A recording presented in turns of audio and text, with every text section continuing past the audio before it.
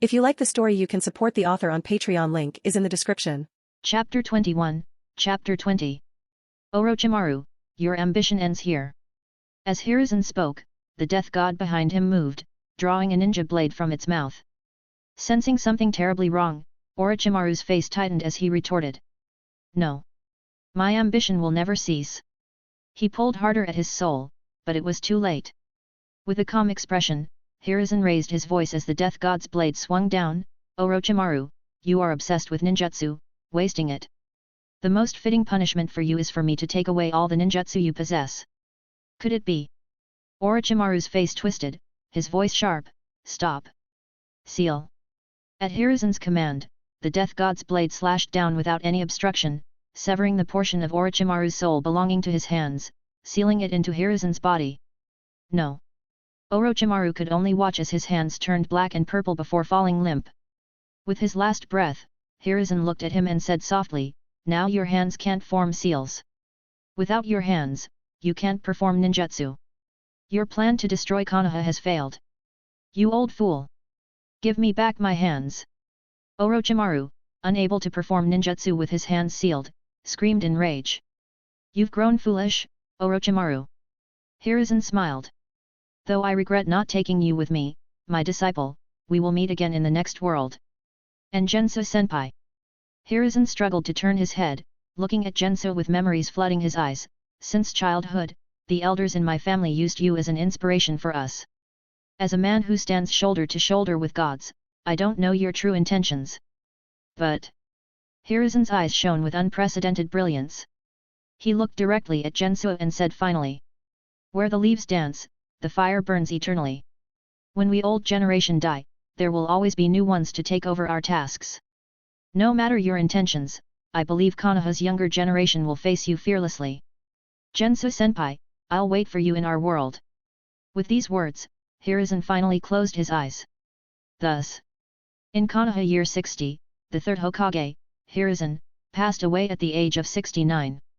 Ignoring Orochimaru's hateful, unwilling, and even somewhat bewildered and sorrowful cries, Jenso watched Hiruzen's body slowly fall and remained silent for a moment. A person who bore his memories from his past life had truly left. What surprised him was Hiruzen's speech about the will of fire before his death. Was it a message not to underestimate the current Kanoha shinobi? Even without a Hokage, there would always be outstanding people to fulfill their duties. Such rare spirit! Despite the problems during Hiruzen's rule, he truly fulfilled his responsibilities as Hokage at this moment. But why did everyone see him as a great villain? Is it wrong to seize any chance to survive? And why do they keep calling him senpai? He never considered himself old. In fact, Hiruzen had seen more years than he had lived. Jenso sighed, reflecting on the difficulties of life. Glancing over Hiruzen's body, Jenso turned his attention to the now rapidly recovering Orochimaru. With his hands unable to form seals, Orochimaru no longer posed any threat to him.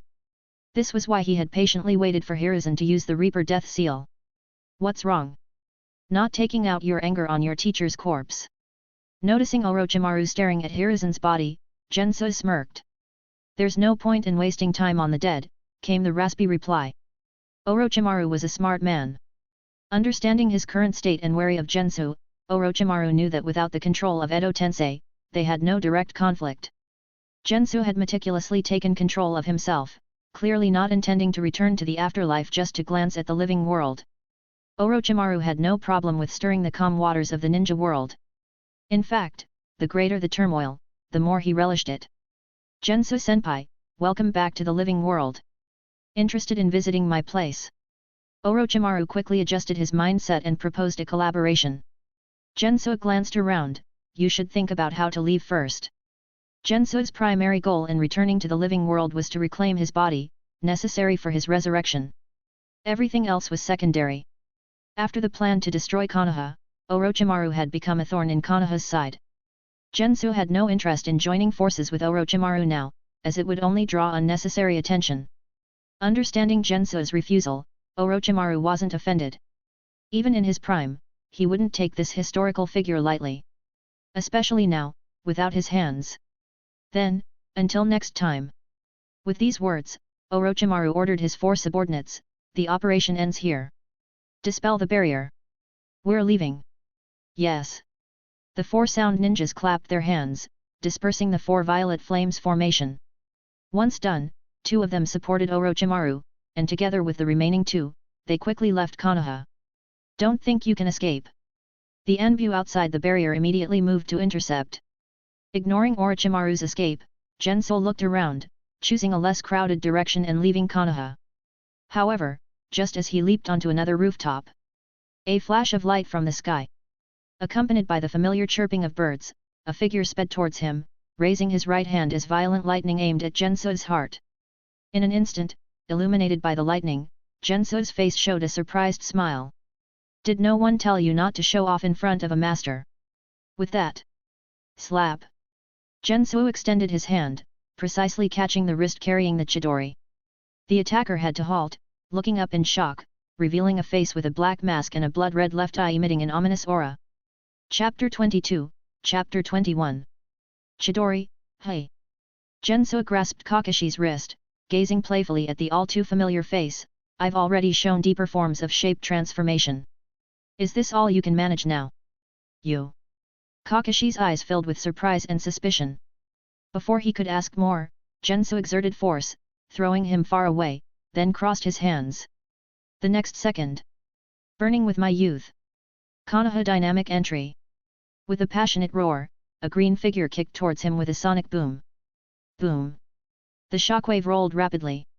Jenso didn't resist but used the force of the kick to rocket out of Kanoha village even faster. I'm done playing with you. With the time you have, I suggest you check on the Hokage. After reminding the 2 behind him, Jenso twisted his body in mid-air, accelerated a few times, and disappeared. Might Guy wanted to chase, but Kakashi stopped him. The Hokage and the village are more important. Orochimaru had escaped, and they didn't know the situation with the 3rd Hokage yet. The battle in the village was still ongoing. They couldn't waste time on someone determined to leave and couldn't be taken down quickly. Guy heeded Kakashi's words. But as he turned to go back, he couldn't help but ask, Kakashi, do you know who that was? Kakashi recalled Jenso's words, the ease with which he had neutralized his chidori, and the way he had casually held his wrist, his gaze flickering. As an elite jonin of Kanoha, even a Kage-level individual shouldn't be able to break his signature ninjutsu so easily. Unless that person was more familiar with Reikiri or Chidori than he was. Reikiri and Chidori are the same technique, but Kakashi renamed it Reikiri after using it to cut lightning. Kakashi suddenly remembered something from his youth. During his training under Minato, he had sought advice on incorporating lightning chakra into the Rasengan. Minato had mentioned a powerful ninja from decades ago who developed a lightning-style technique meeting his requirements. Though the technique wasn't passed down, the description and records inspired Kakashi greatly. Could it be? Thinking of Jenso's playful smile after saying don't show off in front of a master, Kakashi was shocked. Facing Guy's expectant eyes, he took a deep breath and said, if I'm not mistaken, he's a very troublesome old master. Green spandex is truly blinding. Recalling the recent encounter, Jenso's first impression was always of the man in bright green, with a snowy white smile and a bowl haircut. Seeing him in person left a deeper impression than seeing him on a screen. Jenso shook his head. He had to admit, Might Guy and Rock Lee had tremendous courage. Boom! Boom! Within Kanoha, battles and explosions continued to erupt.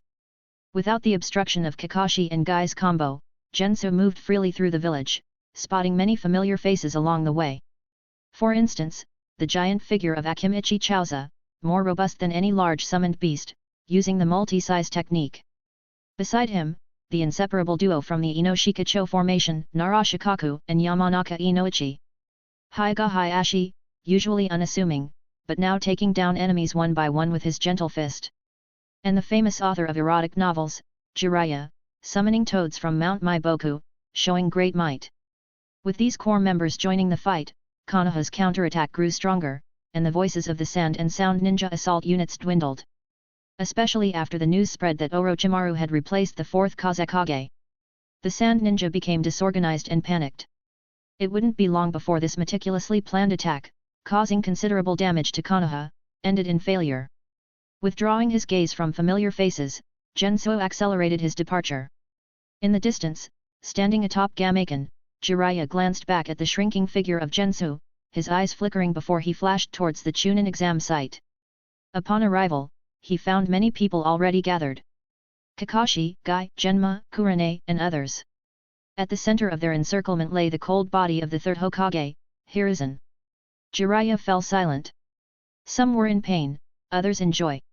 At the moment Jenso stepped out of Kanoha village, looking at the endless forest ahead, he smiled, the curve of his lips growing wider. Finally, he couldn't hold back his laughter. Ha ha ha ha ha ha ha ha ha. Looking back on the past, it wasn't in vain that he left so much of his blood and cells during his battle with Hashirama. With the Edo Tensei technique, which could be described as a dream come true, and his fame during his lifetime, he had no worries about being summoned from the underworld. Originally, his worst-case scenario was being summoned during the Fourth Great Ninja War. Unexpectedly, Orochimaru had summoned him during the Chunin exams. Such a godsend opportunity couldn't be missed. Next, with Kanoha headless and unable to deal with external affairs, I'll take this time to retrieve my sealed body. Jenso looked at his cracked hands. Although the Edo Tensei body was a chakra perpetual motion machine, capable of easily recovering from fatal injuries, it was no match for a real body. Moreover, the quality of this Edo Tensei body severely limited his power. And the Edo Tensei body's existence wasn't unlimited either. Noticing tiny grains of sand leaking from his body, Jenso knew he didn't have much time left and hurried to his destination. Whoosh whoosh, a black shadow quickly traversed the endless forest. Along the way, he faintly heard the sound of bells ringing. Ignoring it, he moved straight through. Meanwhile, not far away, two figures in black cloaks with red clouds halted.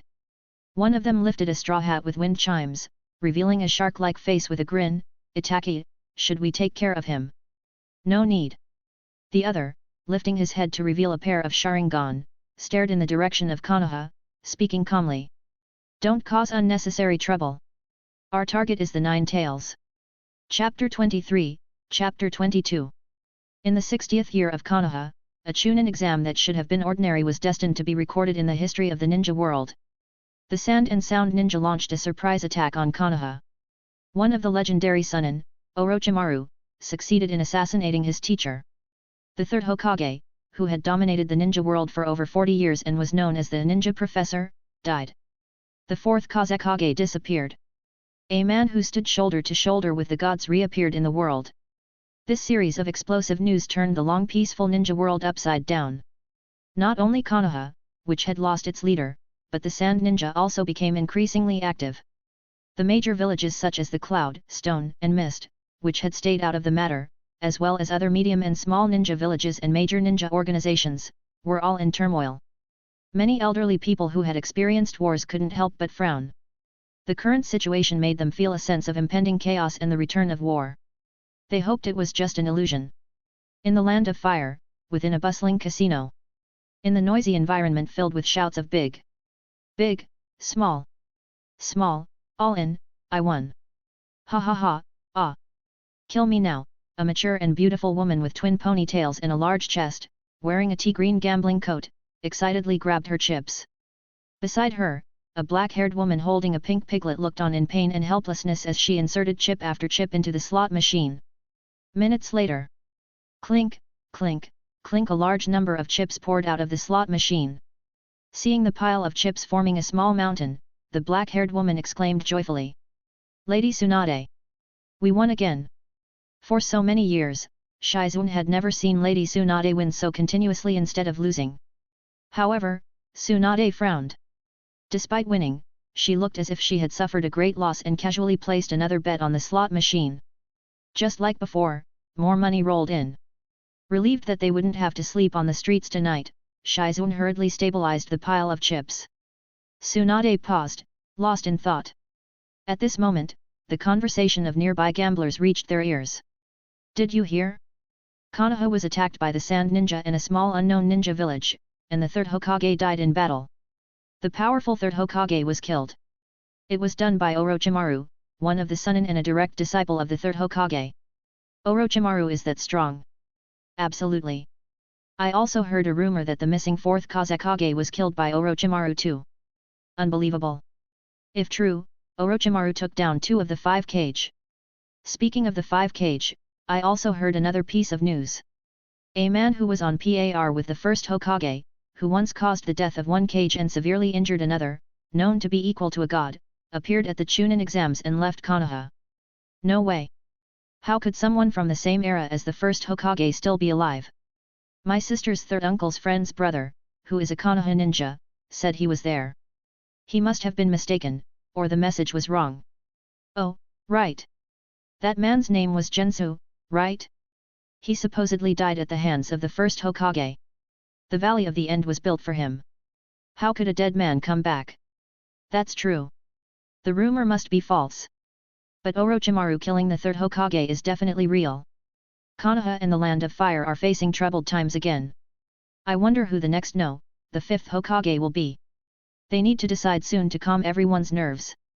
Crack! The chips in Tsunade's hand shattered. Shizune, holding the chips, froze and instinctively looked at Tsunade. Shizune! Tsunade called expressionlessly. Yes. Shizune straightened up immediately.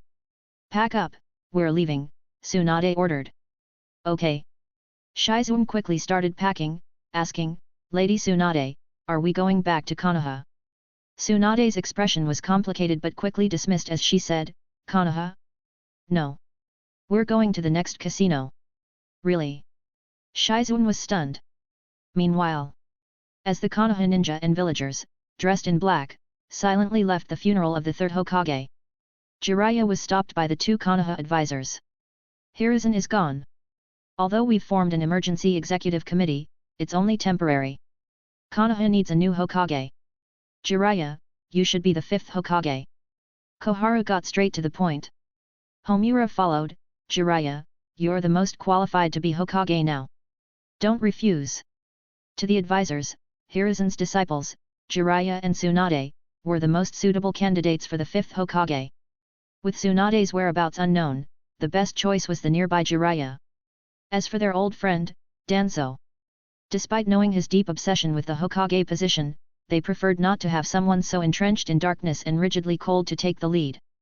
The title Hokage was a dream for most people. But not for Jiraiya. Hearing the advisors, he shook his head vehemently as if handed a hot potato. No, no, no. I can't be Hokage. Don't ask me. Koharu and Homura continued to persuade him. Unable to withstand their pressure, Jiraiya finally mentioned Tsunade. Find Tsunade instead. She's more suitable as the fifth Hokage. Don't worry, my toads will find her soon. I'll bring her back for sure. Compared to the solemn atmosphere at the funeral, in the underground base of Root, known as Ni. Sitting in the darkness, Danzo leaned on his cane, silent for a long time. Finally, with a complex expression, he murmured, Hiruzen. Danzo-sama, a Root ninja approached. What is it? Danzo resumed his calm demeanor. The Root ninja reported, Konoha's upper echelon has decided to have Jiraiya bring Tsunade back to become the fifth Hokage. Tsunade, hey! Danzo wasn't surprised. Born of the Senju, the founder of Konoha's medical system, and a savior of countless Konoha ninja, Tsunade was indeed the most qualified to be Hokage, despite her long absence from Kanoha. In another timeline, even Danzo only emerged from the shadows to become the interim sixth Hokage after Tsunade was in a coma and Kanoha was leaderless. Let's wait and see. Danzo found himself less impatient than he had expected. Perhaps it was due to Hiruzen's passing. He shook his head slightly, then resumed his role as the dark shadow of the ninja world, coldly ordering, send someone to inform Orochimaru that I have something to discuss with him. Also, order the Root ninja to fully search for Jenso's whereabouts. I need to know what he's been up to. Jenso, a man on par with Hashirama, was not the minor threat Koharu and Homura thought. Even as a dead man. Judging others by himself, Danzo believed that Jenso's meticulous escape from Edo Tensei had a grand scheme behind it. Such a man, with grievances against Kanoha, couldn't be left unchecked. So, find him. Imprison him. Extract all his knowledge and secrets. And ultimately, use him for his own ends. Danzo struck his cane hard, his single eye gleaming with a ferocious light. Chapter 24, Chapter 23. For Kanoha, filling the vacant fifth Hokage position is the key issue, everything else can wait. Similarly, for the Sand Ninja, finding the missing fourth Kazekage is their top priority. Aside from those Sand Ninja currently imprisoned in Kanoha, the ninjas of Tsunade have mobilized en masse, searching for the fourth Kage or his corpse, just as they had done 10 years ago for the third Kage. In a way, the sand ninja should thank Orochimaru. After all, the plan was for the fourth Kage, Raza, to lead the sand ninja in an attack on Kanoha alongside Orochimaru and the sound ninja. But for some unknown reason, Orochimaru chose to assassinate his ally, the fourth Kage, first. If it was to get close to the third Hokage and deliver a fatal blow, disguising himself as the fourth Kage, Orochimaru did not show any intention of suddenly attacking and killing the third Hokage during the Chunin exams. If not, what was the point of assassinating the fourth Kage? Wouldn't having an extra person and helper be better? However, due to Orochimaru's assassination of the fourth Kage, the sand ninja's situation is much better now. Otherwise, the severe damage and casualties inflicted on Kanoha by the sand ninja would not have been brushed aside, with Kanoha thinking they were deceived. It is very likely that Kanoha and the sand ninja would have entered a real war, and as history has shown, other ninja villages would follow suit, leading to the start of the Fourth Great Ninja War. In this light, Orochimaru's assassination of the fourth Kage can be seen as a blessing in disguise. The other 3 great ninja villages still have their kage. Thus, upon receiving the news of Kanoha's attack, they first shared a moment of schadenfreude, giving Orochimaru a mental thumbs up, hoping he would continue his efforts in the future. But when they learned that Jenso had broken free from Edo Tensei's control and left Kanoha, their expressions turned serious. While they didn't fully understand Edo Tensei, the second Hokage, Tobirama, had used it enough to disgust his enemies. From the intelligence gathered, they knew a bit about it. Most likely, Jenso had not been resurrected but was in an Edo Tensei state, his soul temporarily summoned. Yet, this did not change the reality that a self-aware Jenso had set foot in the living world again after decades. Iwagakure. The third Tsuchikage, Onaki, received the news of Jenso's reappearance while being treated for his old back in the hospital. Amidst his cries of pain, his expression suddenly froze, and his eyes became incredibly complex. Jenso. If anyone in the current ninja world knew Jenso best, it was Onaki. He had seen Jenso in person, not during the final battle at the Valley of the End, but much earlier, before the formation of the 5 great ninja villages. In the Warring States period, where even 5-year-olds fought, Onaki was already 15 or 16 years old when Kanoha was founded and considered an adult at the time. During his decade-long career as a ninja, due to various missions, he had seen the leader of the Hagoromo clan, Gensou, in his prime, and witnessed the true genius several years his senior in action. He didn't need solemn reminders or repeated warnings from his teacher, the second Tsuchikage, about Gensou's terror. Onaki had long understood and remembered Gensou deeply, and the impression still lingered today. Who would have thought that the person who once stood as a lackey is now the third Tsuchikage, while you, once invincible, have long turned to dust? Onaki shook his head in amazement, signaling the nurse to step aside, and donned his Tsuchikage robes. Tsuchikage-sama, what should we do? Asked Onaki's son, Akatsuki, who had brought the information. Without hesitation, Onaki replied, have the IWA ninja forces near the Fire Country front lines make some moves to scare Kanoha. If there are benefits, take them, if not, at least it will distract them. As for Gensou, Onaki pondered for a long time, finally sighing and shaking his head, send a team to investigate. It's okay if they don't find anything. No matter how brilliant a past, it was over. Even if he reappeared, it would be a fleeting moment. On a personal level, Onaki wanted to meet the person he had admired in his youth once more. But from a broader perspective, he couldn't waste his village's resources on meaningless endeavors. So he followed the latter. However, Onaki's lips curled into a smile. He wasn't in a hurry about Gensou, but he knew some people would be. Kirigakure. A heavy slam echoed in the Mizukage's office. The young 5th Mizukage, Mei, ordered coldly, deploy all the tracking units. Find Gensou and bring him back to Kirigakure. As the biggest loser in the Battle of the Valley of the End, Kirigakure not only lost the first Mizukage, lowering its prestige, but also the central figure holding everything together. Without the first Mizukage, internal conflicts, which had been suppressed, resurfaced. Even with the second Mizukage, Gengetsu, in power, his influence was not enough to unify the village. Moreover, he died recklessly in the First Great Ninja War. This intensified the internal strife in Kirigakure, leading to the Bloody Mist era. Even though the Bloody Mist era had ended, the lingering issues from decades of strife continued to plague Mei. Jenso could be seen as the source of many of Kirigakuru's tragedies. Hearing that Jenso, a name cursed by her elders, had resurfaced in the ninja world, Mei was determined to capture him, no matter his state. Fortunately, Ao, her advisor, calmly advised, Mizukage-sama, Jenso is likely still in the Land of Fire. In the current unstable ninja world, such a large-scale operation might be misunderstood by Kanoha. Please reconsider.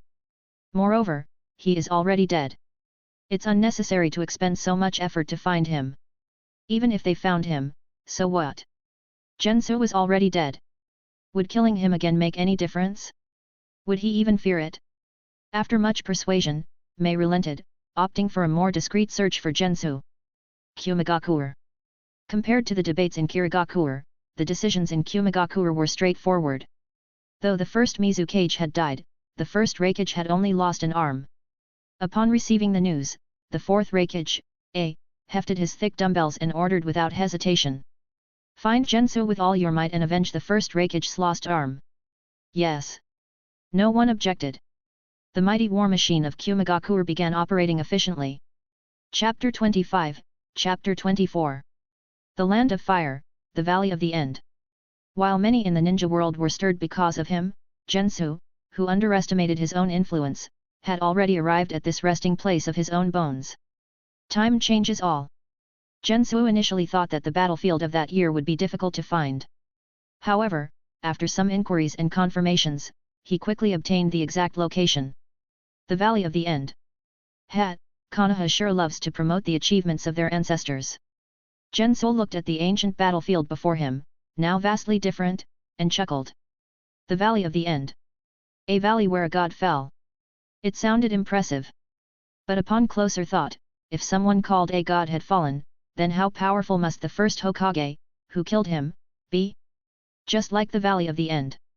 Kanoha said it was to commemorate the battle between Hashirama Senju and Madara Uchiha. But wasn't it also to further elevate the unparalleled might of the first Hokage, Hashirama Senju, using Madara Uchiha's name? Otherwise, why would Kanoha, rich as it was, build not only a giant statue of Hashirama but also one of Madara? Perhaps they were addicted to carving statues. The once flat plain, turned into a valley by the Battle of the Five Kage, now housed two enormous statues. One of them was Hashirama. As for the other, Jenso's figure flashed to its head. The sculpture is quite accurate. The other statue was, of course, himself. Unlike the statues in the Valley of the End, where the Hashirama and Madara were making reconciliation seals, the statues in the Valley of the End depicted a fierce combat stance. It was clear that in the conflict between Senju Hashirama and Hagoromo Gensou, the former was in a dominant position, while the latter appeared to be more in a stance of resistance. Standing atop his own statue's head, Gensou chuckled a few times before calming down. The facts of that battle decades ago were just as depicted. He wouldn't deny the truth or childishly take out his frustrations on these cold statues. Ninjas are not samurai. A moment of victory doesn't determine everything. Hashirama, your vision still couldn't see further. Jenso looked at the statue of Hashirama, recalling their brief encounter, and shook his head slightly. Despite having the powerful Senju body, and cells that future scientists would frantically study, Hashirama still died shortly after the Battle of the Valley of the End. Jenso didn't know the exact reason for this. But he understood one principle deeply. Only when one is alive can one truly make a difference. Jenso couldn't see life and death as clearly as Hashirama did, refusing to enter the world of the living as a dead man. For him, grasping every opportunity to breathe fresh air was the real deal. No matter what others thought. At this moment, standing in the Valley of the End where he once fought, paying tribute to the deceased, was a victory in itself. 100 years of life, and I didn't even make it halfway. Not to mention, there are beings in this world whose lifespans far exceed 100, even 1,000 years. Such a long and beautiful journey would be a pity not to experience firsthand. The mountain wind blew, lifting the black cloak that covered the cracks from Edo Tensei on Jenso's body. Jenso extended his hands, looking at the cracked palms, with a determined expression on his equally cracked face. The first and most uncertain step of his plan was successfully completed. He had arrived in the living world through Edo Tensei, broken free from the jutsu's control, and evaded pursuers. Now it was time to move on to the next step, the most crucial and difficult one. Resurrection in the true sense. Over a millennium of the ninja world, countless fascinating chakra techniques that even attracted the attention of the Otsutsuki had been developed. But one thing remained the hardest to conquer. The boundary between life and death. Edo Tensei merely summoned the dead from the underworld, not resurrected them. Elder Cho of Tsunagakure's forbidden technique, self-reincarnation jutsu, touched upon life and death but required the subject to have just died and cost the caster's life to save only one person. The only technique that could ignore time, numbers, and various other limitations in the current ninja world was one. The Samsara of Heavenly Life technique. Jenso wanted to possess the Rinnegan and, like Madara, use the Samsara of Heavenly Life technique to resurrect his true body. The problem was that the Rinnegan was with Nagato. With his current strength in Edo Tensei, the odds of storming the Akatsuki base to seize the Rinnegan were slim to none. After rationally giving up this idealistic plan, he returned to his own method. At this moment, standing on top of his colossal statue, Jenso looked down at the transformed landscape and silently made hand signs. 1 minute, 2 minutes. 5 minutes later. Jenso's eyes sharpened, found it. Whoosh! A sound of breaking through the air. In one moment, Jenso was atop the statue's head, and in the next, he was on the ground. After a few flashes, Jenso stopped at an open space hundreds of meters away. Without hesitation, Jenso placed his hands on the ground and murmured, "Reveal." In an instant, a large amount of chakra surged from Jenso's palms, transforming into black tadpole-like runes, continuously infiltrating deep into the ground. Soon, at a certain point 100 meters underground, the soil, originally indistinguishable from its surroundings, flashed slightly.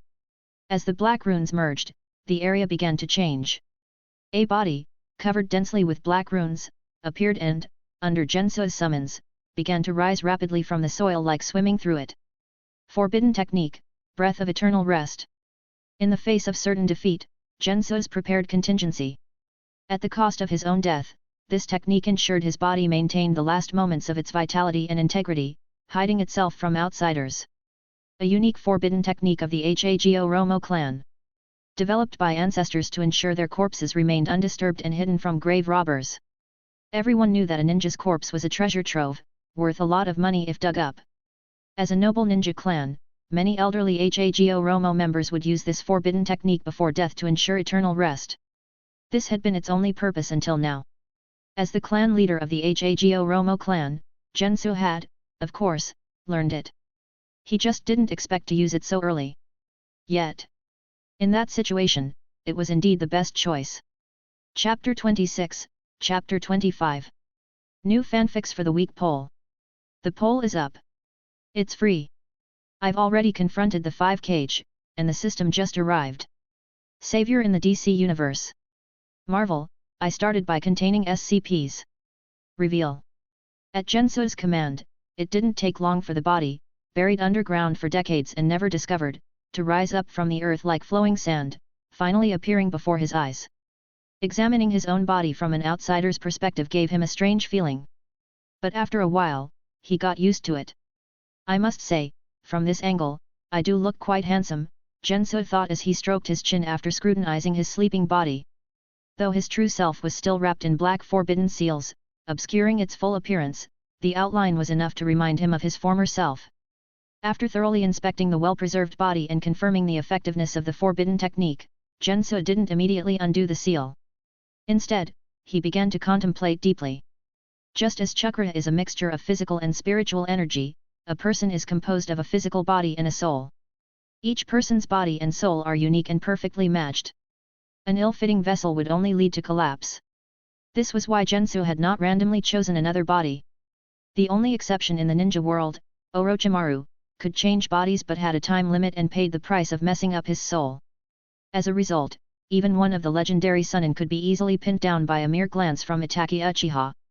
Jenso didn't possess Orochimaru's talent for self-destruction. Unwilling to recklessly weaken his soul's potential, Jenso remained on the most orthodox and correct path. There were 3 major hurdles to resurrection. Thanks to the forbidden technique, breath of eternal rest, maintaining the rare vitality in his body for decades, the first hurdle of resurrection the body was resolved. There was no need to add anything unnecessary. The first hurdle was bypassed directly. The second hurdle, however, lay in the soul. Keeping a dead body alive and vital was possible with great effort, but what about the soul? After death, a soul returns to the underworld. How could it be retrieved? Should one personally venture into the underworld? Unless you were someone like Otsutsuki Hagoromo, it would be a one-way trip. The ninja world was fortunate to have incredibly skilled individuals.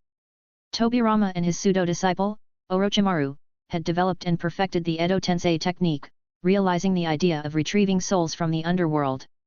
Fortunately, the underworld did not have a true omnipotent ruler. Otherwise, for their actions, they would have been fried in a cauldron hundreds of times over. The appearance of Edo Tensei made it much easier for souls to return to the living world. Just like Jenso now. If not for the time limit of the Edo Tensei body, he would be an unstoppable existence in the ninja world. The two major hurdles of resurrection body and soul were now resolved. The final problem was the integration. If Jenso's soul could return to his body, he would be the first in the ninja world to escape death by pulling himself back from the brink. However, everything hinged on the soul returning to the body. Jenso examined his Edo Tensei body. Everything had two sides. While the Edo Tensei technique summoned souls from the underworld, it also deeply restricted the soul itself. Despite individuals like Madara, Hashirama, and Ataka breaking free from Edo Tensei's control, they could not achieve true freedom by detaching their souls from their Edo Tensei bodies. Those resurrected by Edo Tensei who were either sealed or broke free during the Fourth Great Ninja War ultimately had their souls reclaimed by the underworld the moment they left their Edo Tensei bodies. In Jenso's analysis, Edo Tensei's essence was akin to a contract with the underworld. No matter how Tobirama and Orochimaru, those unscrupulous dealers, exploited loopholes, the core principle of a rental contract with a return condition remained. Without a return, the business would not continue. Jenso was certain that the moment his soul left the Edo Tensei body, it would face resistance from both the Edo Tensei technique and the underworld. Especially the latter. As the rightful home for souls, the underworld's pull would be even stronger. Unless he performed the samsara of heavenly life technique, addressing the issue at its root. But it was still worth a try. Cautiously, Jenso didn't immediately undo the breath of eternal rest seal but first attempted to leave his body. Success would be ideal, but if he failed, his body's vitality would continue to drain until it was completely lost. Given his current state, he couldn't perform the breath of eternal rest technique again.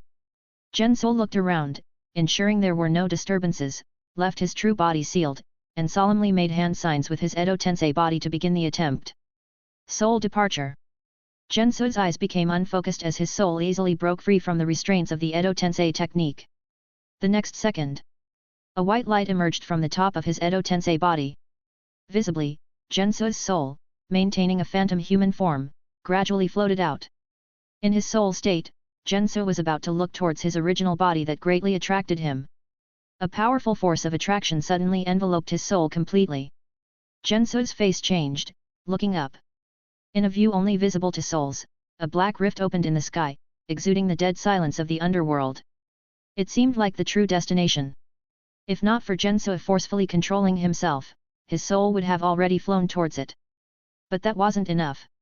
Seeing his soul not returning voluntarily, the force from the underworld increased. Moreover, the further his soul left his Edo Tensei body, the weaker his resistance to the underworld's pull. After a few unsuccessful attempts, Jenso decisively stopped, retracting his soul back into the Edo Tensei body. Once his soul's presence was gone, the rift from the underworld dissipated. Things are even more troublesome than I thought. While regaining control over his Edo Tensei body, Jenso frowned.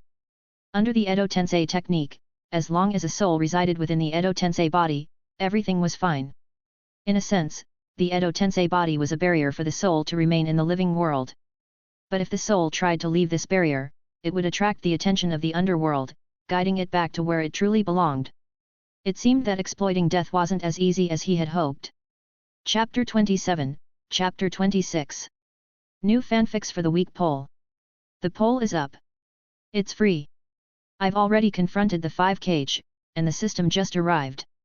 Savior in the DC Universe. Marvel, I started by containing SCPs. The underworld exerts a natural suppression on the souls of the dead. Even as powerful as Jenso, he could hardly resist the pull of the underworld. If he hadn't been cautious and only partially detached his soul from the Edo Tensei body on his first attempt, he wouldn't be standing here so easily now. In a semi-detached state, I can barely hold my ground against the underworld's pull. Fully out of body, I'd be powerless. Forget merging with my real body, I'd be dragged to the underworld the moment I tried to move. Jenso stroked his chin, looking up at the clear, cloudless sky, deep in thought. He needed to find a way to resist the pull of the underworld or enhance his soul. Soul. Jenso furrowed his brows. There are countless jutsu in the world, but very few secret techniques concerning the soul. No wonder, as the soul remains an enigma. In life, he had focused more on chakra analysis, always cautious about meddling with the soul. He couldn't afford to be reckless like Orochimaru, who didn't value others or himself, mangling his soul yet somehow surviving, purely by luck. Jenso had limited research on the soul. He tried the few soul-related secret techniques he knew in life, but none were effective. Glancing once more at the rift in the underworld above, Jenso re-entered his Edo Tensei body with practiced ease, shaking his head. It's still no good. The resistance from the underworld is too overwhelming. The boundary between life and death isn't easy to breach. The Rinnegan could succeed because of its exceptional nature. Like the Ten Tails and Kagaya Otsutsuki, these extraterrestrial entities. As the ultimate weapon of the Otsutsuki clan, the Rinnegan's wonders far exceeded resurrection. Unfortunately, I'm not the reincarnation of Asura or Indra. Even if I obtained their blood and cells, I couldn't evolve the Rinnegan. Apart from the pure-blooded Otsutsuki clan, only Indra's reincarnations could awaken the Rinnegan by transplanting Asura's reincarnated body or cells. Mixed offspring from Uchiha and Senju, or an Uchiha with Hashirama's cells, could never produce the Rinnegan, at most gaining would release like Obito. The Rinnegan was too far-fetched, better to set it aside for now. After continuous attempts, night had fallen, and the temperature had dropped significantly. Unbothered, Jenso sat cross-legged. Edo Tensei bodies felt no pain, fatigue, hunger, or other physical needs.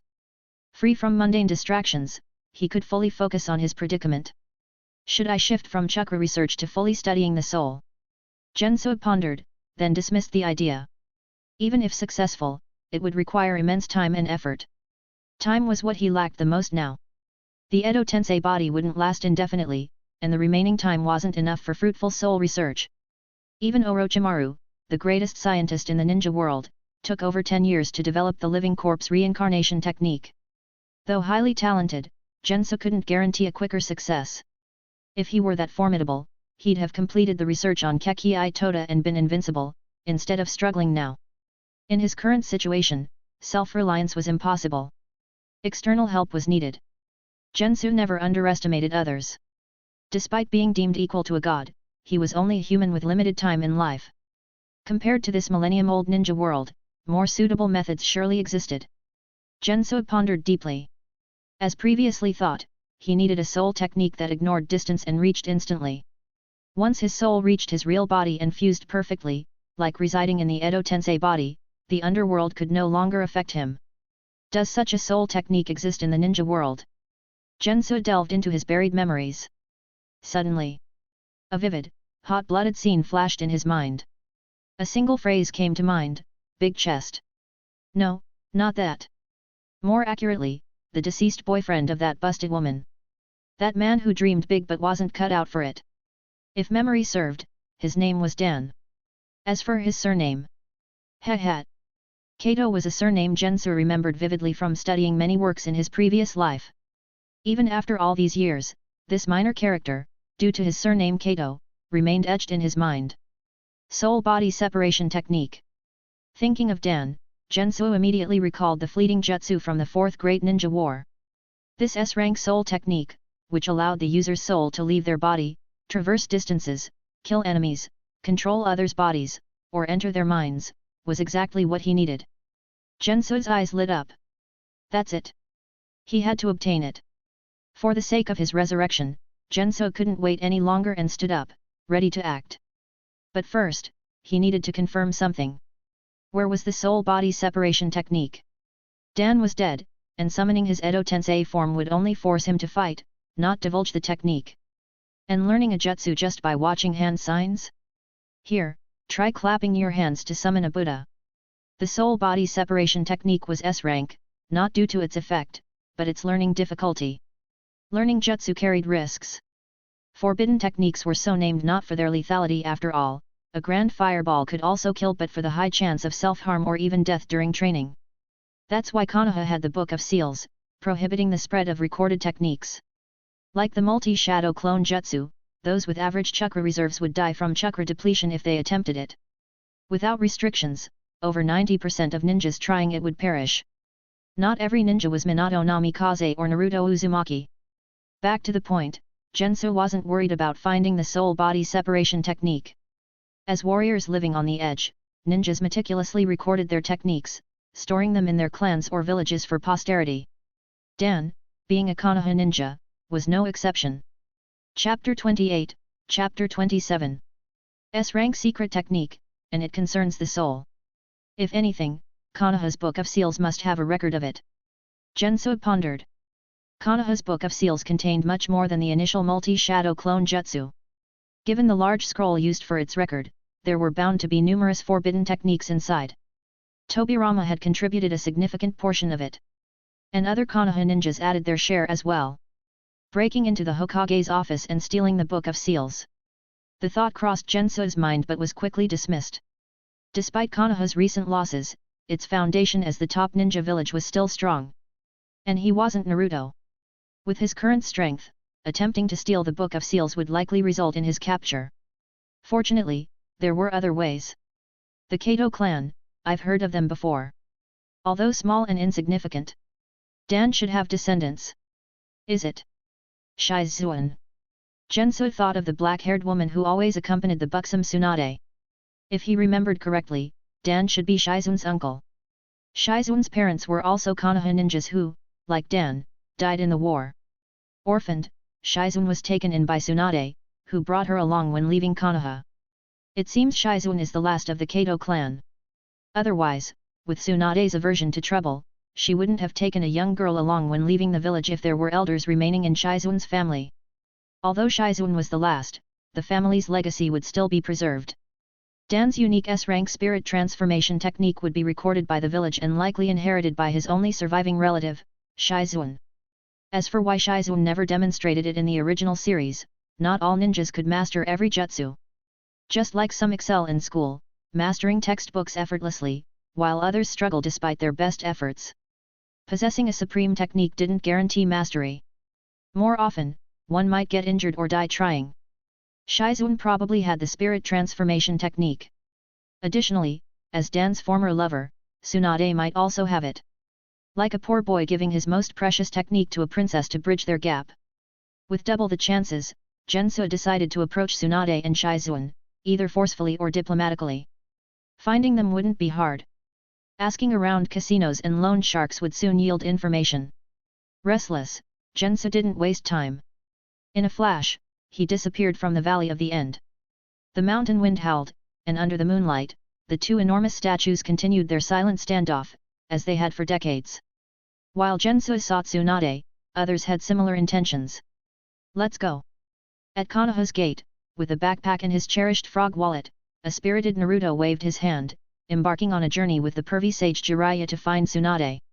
He only knew they were seeking someone to heal Shizuke and bushy brows, unaware that they were actually searching for the village's next Hokage. Their meeting would undoubtedly be dramatic. Meanwhile, back at one of Orochimaru's secret bases, the pain from the Shinigami sealing his hands made him desperate for Tsunade's help. Unable to perform living corpse reincarnation immediately due to his plans for Shizuke, he set out with Kabuto to find the best medic in the ninja world. Tsunade-sama's medical skills are unrivaled, acknowledged Kabuto, himself a medical ninja. But, adjusting his glasses, Kabuto asked Orochimaru, "How can you be sure Tsunade-sama will heal you?"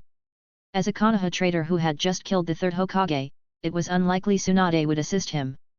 Orochimaru's lips curled into a sinister smile, his voice raspy, "Because I'll offer her an irresistible deal. The chance to regain lost family and love, the two most beautiful emotions in the human world, who could refuse?" Understood. Kabuto's eyes gleamed behind his glasses. Thinking of himself acting as Orochimaru's hands and using the techniques learned from him, Kabuto couldn't help but smile.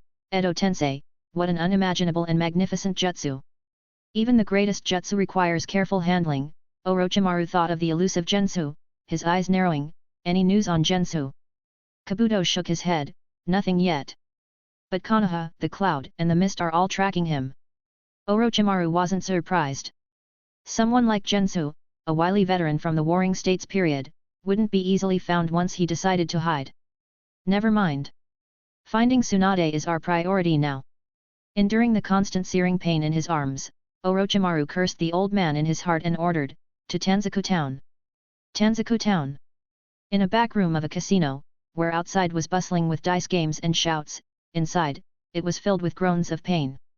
Jenso, disguised as an ordinary middle-aged man, skillfully pocketed bundles of cash, looking down at the previously fierce but now terrified loan sharks with no pity, he asked, "You say the legendary big spender is currently in Tanzaku Town?" "Yes, yes."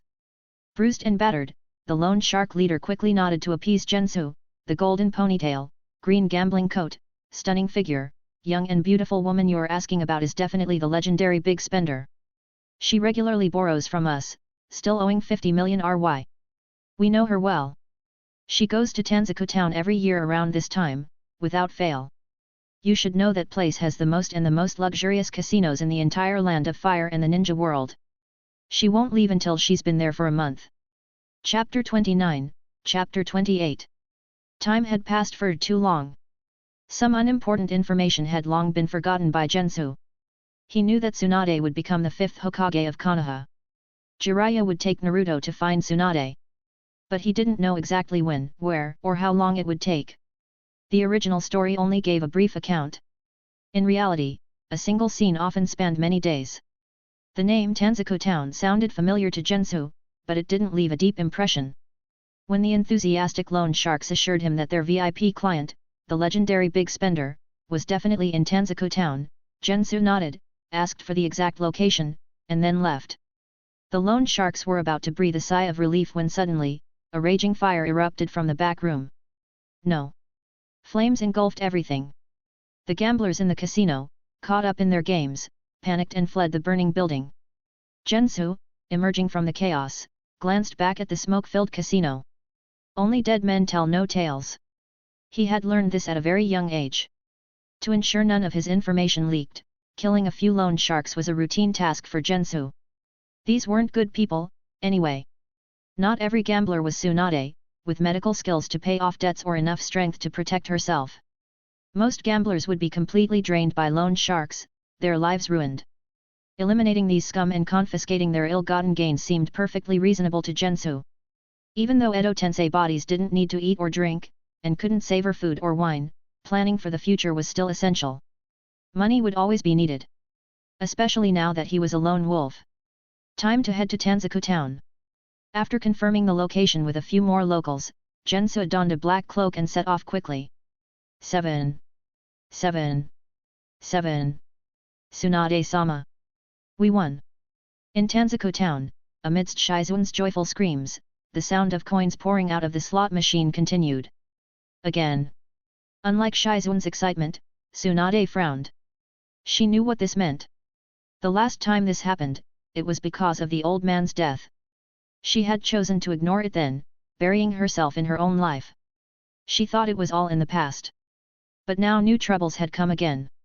Feeling uneasy, Tsunade stood up abruptly. Shizune, let's go. Hey? Now? Tsunade-sama, we still have 50 million RY in debt to repay. Reluctant to leave, Shizune wanted to capitalize on their winning streak. But seeing Tsunade walking away without a backward glance, she quickly gathered their winnings and followed. However, despite their haste, someone else was faster. Boom! The walls of an ancient castle in Tanzaku Town suddenly collapsed. Tsunade and Shizune turned to see a giant snake crashing through, its cold, emotionless eyes fixed on them. Tsunade stopped, her bright brown eyes ignoring the snake and focusing on the two figures standing atop its head, especially one familiar man. Swoosh! Swoosh! The two figures leaped from the snake, landing in the alley, facing Tsunade and Shizune. Sensing the tension, Shizune, and even the pig, Taunton, instinctively prepared for battle. Noticing Shizune's movement, Kabuto adjusted his glasses, remaining vigilant. It was Orochimaru's weakest moment, and he had to be cautious. Only Tsunade and Orochimaru, the main parties involved, did nothing, silently staring at each other for a long time. Finally, Tsunade broke the silence with a cold tone.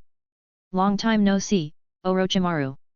Orochimaru smiled, I finally found you, Tsunade. Tsunade snorted, what do you want now? You can't be here for a reunion. Or maybe you want to die, and need my help. Orochimaru shook his head, I actually need your help. Tsunade scrutinized Orochimaru. Your heartbeat is erratic, you look feverish, constantly exhausted, and those hands.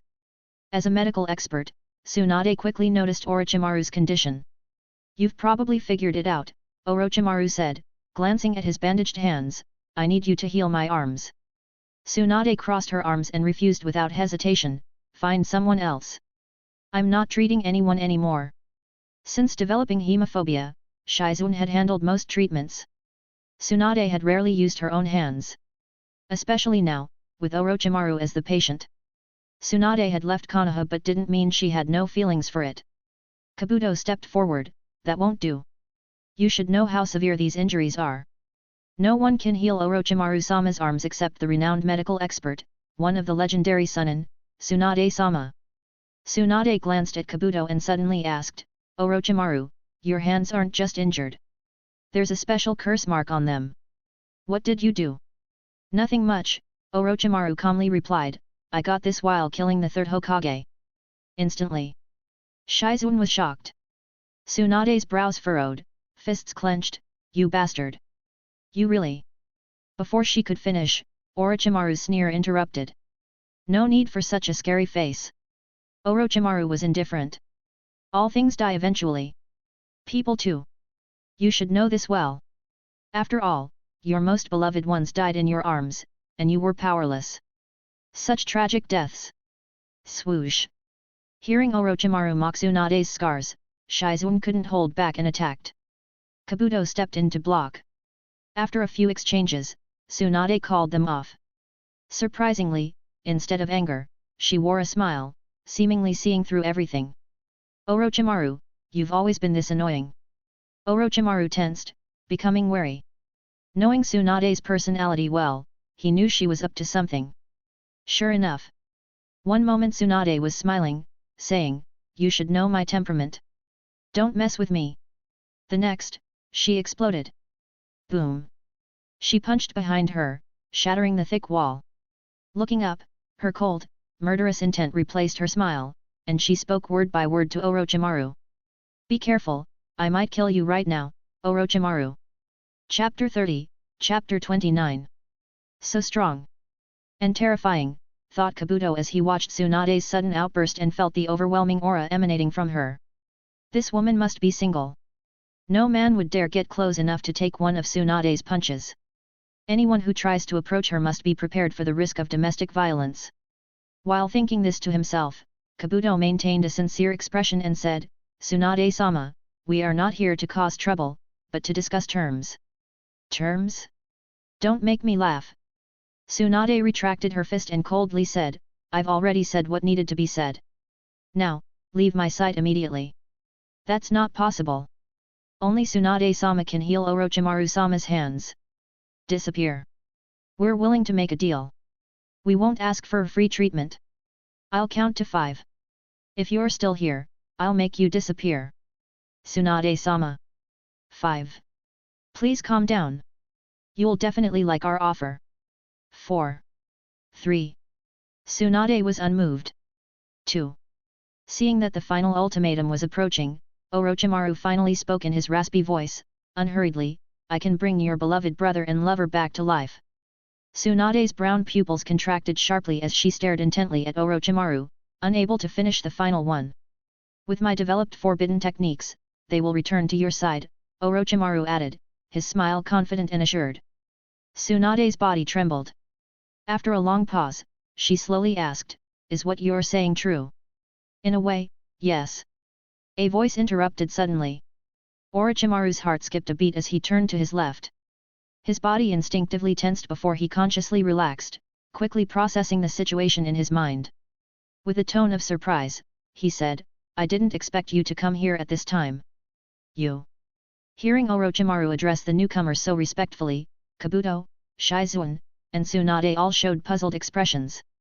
Curious about why Orochimaru would use such an honorific, they turned to see a figure in a black cloak approaching.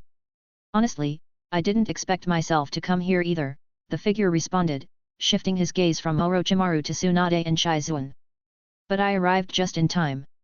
He removed his black hood, revealing a face full of cracks but still strikingly young and handsome. Only one person in the entire ninja world had such a visage, Hagoromo Gensou. After learning of Tsunade's whereabouts, Jenso had hurried to Tanzaku town, not stopping along the way. Fortunately, he had arrived just in time for this meeting. A cold breeze blew through, and for a moment, the ruined site fell silent due to Jenso's unexpected arrival. Orochimaru, who had been confident in provoking Tsunade and using her loved ones to make her more susceptible to his deal, now felt worried as Jenso appeared without warning. Names and reputations carried weight. Even in his weakened state, Orochimaru couldn't help but feel uneasy around someone of Jenso's stature. He carefully asked, "Are you here for Tsunade as well?" Tsunade. Jenso looked at the stunning blonde beauty and nodded, "In a way, yes. But don't worry, it doesn't conflict with your business, Orochimaru." Jenso glanced at Orochimaru's bandaged arms, understanding his concern. "Thank you," Orochimaru said, taking a step back and inviting, "I've discussed almost everything with Tsunade. You can proceed now." "Thanks." Jenso nodded and turned his attention to Tsunade and Shizune. Seeing that the strange-looking man had come specifically for her, Tsunade, still trying to process the news about her brother and lover potentially being resurrected, asked, "Who are you?" Before Jenso could answer, the intelligent Kabuto took the initiative to introduce, "This is the legendary ninja who stands on par with the first Hokage and Madara Uchiha, Hagoromo Gensou-sama." After his introduction, Kabuto respectfully bowed to Jenso. "Quite a capable subordinate," Jenso remarked, giving Kabuto a once-over, and then turned to Orochimaru with a smile. "I think so too," Orochimaru agreed, smiling. Meanwhile, Tsunade and Shizune were taken aback by Kabuto's introduction, their minds reeling once again. "Someone on par with my grandfather and that bastard Madara." Tsunade recalled moments from her childhood when her grandfather, Hashirama Senju, would occasionally talk about the ninja world's past. While most of the time he was gambling, he would sometimes mention notable figures. Madara Uchiha was the most frequently mentioned, followed by Hagoromo Gensou. Remembering her grandfather's comments about Gensou, Tsunade found it surreal that this historical figure was now standing before her. Shizune, having a sudden realization, said, "Tsunade-sama, there were rumors about Gensou appearing during the Chunin exams. It seems they were true." Rumors in the ninja world were hit or miss. Despite hearing about Gensou's reappearance, Tsunade and Shizune had not investigated further, dismissing it as unlikely. After all, how could someone dead for years come back to life? Resurrection? Tsunade's eyes widened, and she turned sharply to Orochimaru, recalling his recent promise. "I can bring your beloved brother and lover back to life." Orochimaru wasn't lying. He really could do it. Chapter 31, Chapter 30. Now you can only hope it wins for it to be picked up, or, you can become the sponsor. By becoming a hyper supporter. Remember to vote in Patreon, is free. Also leave reviews, it also counts. Noticing Tsunade's eager expression, Orochimaru's face twisted into a chilling smile. He refrained from further explanation, choosing to savor the moment. "The timing of my arrival seems to have served as excellent advertising," Jenso remarked with a faint smile, observing Tsunade's changing demeanor. He raised his cracked hand and, speaking from experience, addressed Tsunade, "Though it lacks the sensations of a living body, you can still converse, share love, and express feelings while wandering the world together. Of course, this is all assuming they're not controlled by the caster," he thought but didn't voice this last part. After all, he had no deep connection to Tsunade. If she indeed chose to let Orochimaru resurrect her loved ones, it would make for an interesting spectacle. Jenso would very much enjoy such a scene. Tsunade, caught between hope and reality, grew increasingly conflicted. Observing her distress, Shizune grew more anxious. "Tsunade-sama," she began, hoping to dissuade Tsunade from trusting Orochimaru. Jenso, however, turned his attention to Shizune and asked, "Shizune, correct?" Shizune was taken aback, surprised that someone of Jenso's stature knew her name. She assumed he was there for Tsunade. Feeling insignificant, she struggled to comprehend his interest in her. Jenso didn't give her much time to ponder, directly asking, I've heard that Dan was your only uncle. So, you must have inherited his legacy. Do you have the scroll for the spirit transformation technique? The spirit transformation technique? Shizune was stunned again. She hadn't expected the legendary Jenso to be interested in that. Before she could answer, Tsunade, snapping out of her daze upon hearing Dan's name, patted Shizune's tense shoulder. She faced Jenso, composed herself, and frowned, asking, What are your intentions? It's simple, Jenso replied, spreading his hands. I need the scroll for the spirit transformation technique. In exchange, you can name your terms. Ninjutsu, Genjutsu, Taijutsu, Kekkei Genkai, historical secrets, ninja intelligence, gold and silver, or even my personal assistance. I can kill anyone you name, including the Five Kage. Just state your terms, and I will fulfill them. The only price is the spirit transformation technique. How about it? Is this deal generous enough? Jenso's offer was sincere. Even Orochimaru, listening nearby, felt tempted. Unfortunately, he didn't possess the spirit transformation technique, so he could only watch silently. Tsunade hadn't expected such an offer from Jenso. To be honest, while the spirit transformation technique was an S-ranked soul technique, agreeing to Jenso's deal would be profitable. Just considering the Kekkei Genkai, if Jenso were to teach the development of one, it could create a new clan. This was far more valuable than the spirit transformation technique. Anyone else might have eagerly agreed, knowing they had nothing to lose. But Tsunade, though deeply scarred, was rational when her emotions weren't involved. Why would someone like you need the spirit transformation technique? She asked, scrutinizing Jenso. She couldn't understand why Jenso would specifically seek this secret technique. Moreover, despite his calm demeanor, Tsunade hadn't forgotten that this man was responsible for one of the deadliest battles in history, resulting in the deaths of several Kage, only to be stopped by her grandfather. It seems the spirit transformation technique is indeed in your possession, Jenso said, noting Shizune's expression and Tsunade's response, confirming the fact. He continued, as they say, one can use external things to refine oneself. Soul techniques are rare, and as such a renowned technique, the spirit transformation technique piques my curiosity. Exploring and researching chakra is my greatest joy. So, how about it? Is the deal on? I assure you, you won't regret the reward. Tsunade-sama, Shizune looked to Tsunade. She had the scroll for the spirit transformation technique but followed Tsunade's lead. Though tempted by Jenso's offer, Shizune instinctively distrusted him. Being from Kanoha, she couldn't shake her wariness towards such a historical adversary, especially one who remained in the world in a reanimated state, seeking such a powerful technique. Despite Jenso's seemingly reasonable explanation, Shizune's doubts outweighed her trust. With her extensive experience, Tsunade trusted Jenso's words even less. I refuse, she said without hesitation. As the princess of Kanoha, Tsunade never lacked resources. While Jenso's offer was enticing, her current lifestyle revolved around gambling, living day by day without grand ambitions. More importantly, regardless of Jenso's true intentions, the best response to such a significant figure was to deny any of his requests, no matter the reward. After all, someone of his stature could never be underestimated. I see. Jenso sighed softly, his calm demeanor fading as he realized Tsunade's resolute refusal.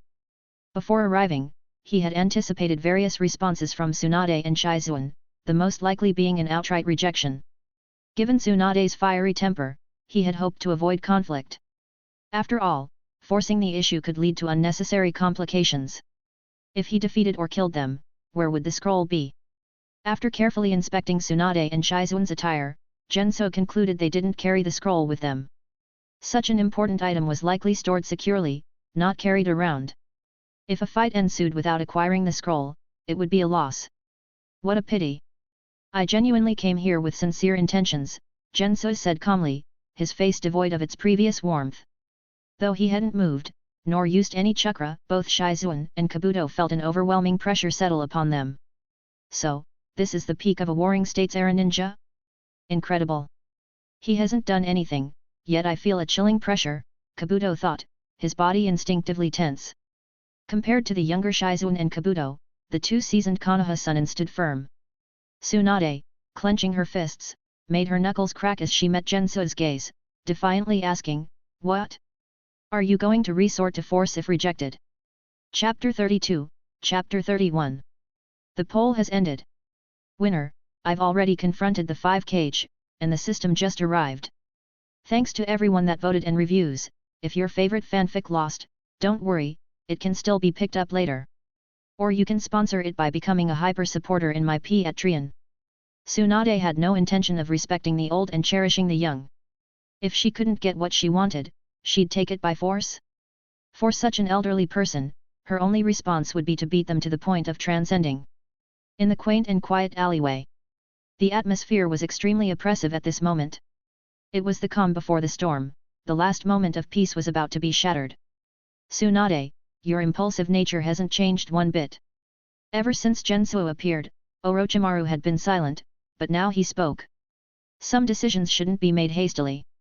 Take some time to think them through, so you won't regret it later. Just like the good proposal Jenso-senpai just made. And like the matter of reviving your beloved brother and lover. At first, Tsunade was dismissive of Orochimaru's words. But when he mentioned her brother and lover, her expression changed, her eyes flickered, and she slowly unclenched her fist. Seeing this, Orochimaru smiled. Then, he looked at Jenso and suggested, "Jenso-senpai, give Tsunade some time. Forcing her will only lead to mutual destruction. Once she understands, everything will be resolved." Orochimaru didn't want Jenso and Tsunade to really fight to the death. No matter who won, Tsunade wouldn't be in the right state afterward. This would only extend the time needed for his own hands to be healed. Yes. Orochimaru was sure Tsunade would agree to his terms.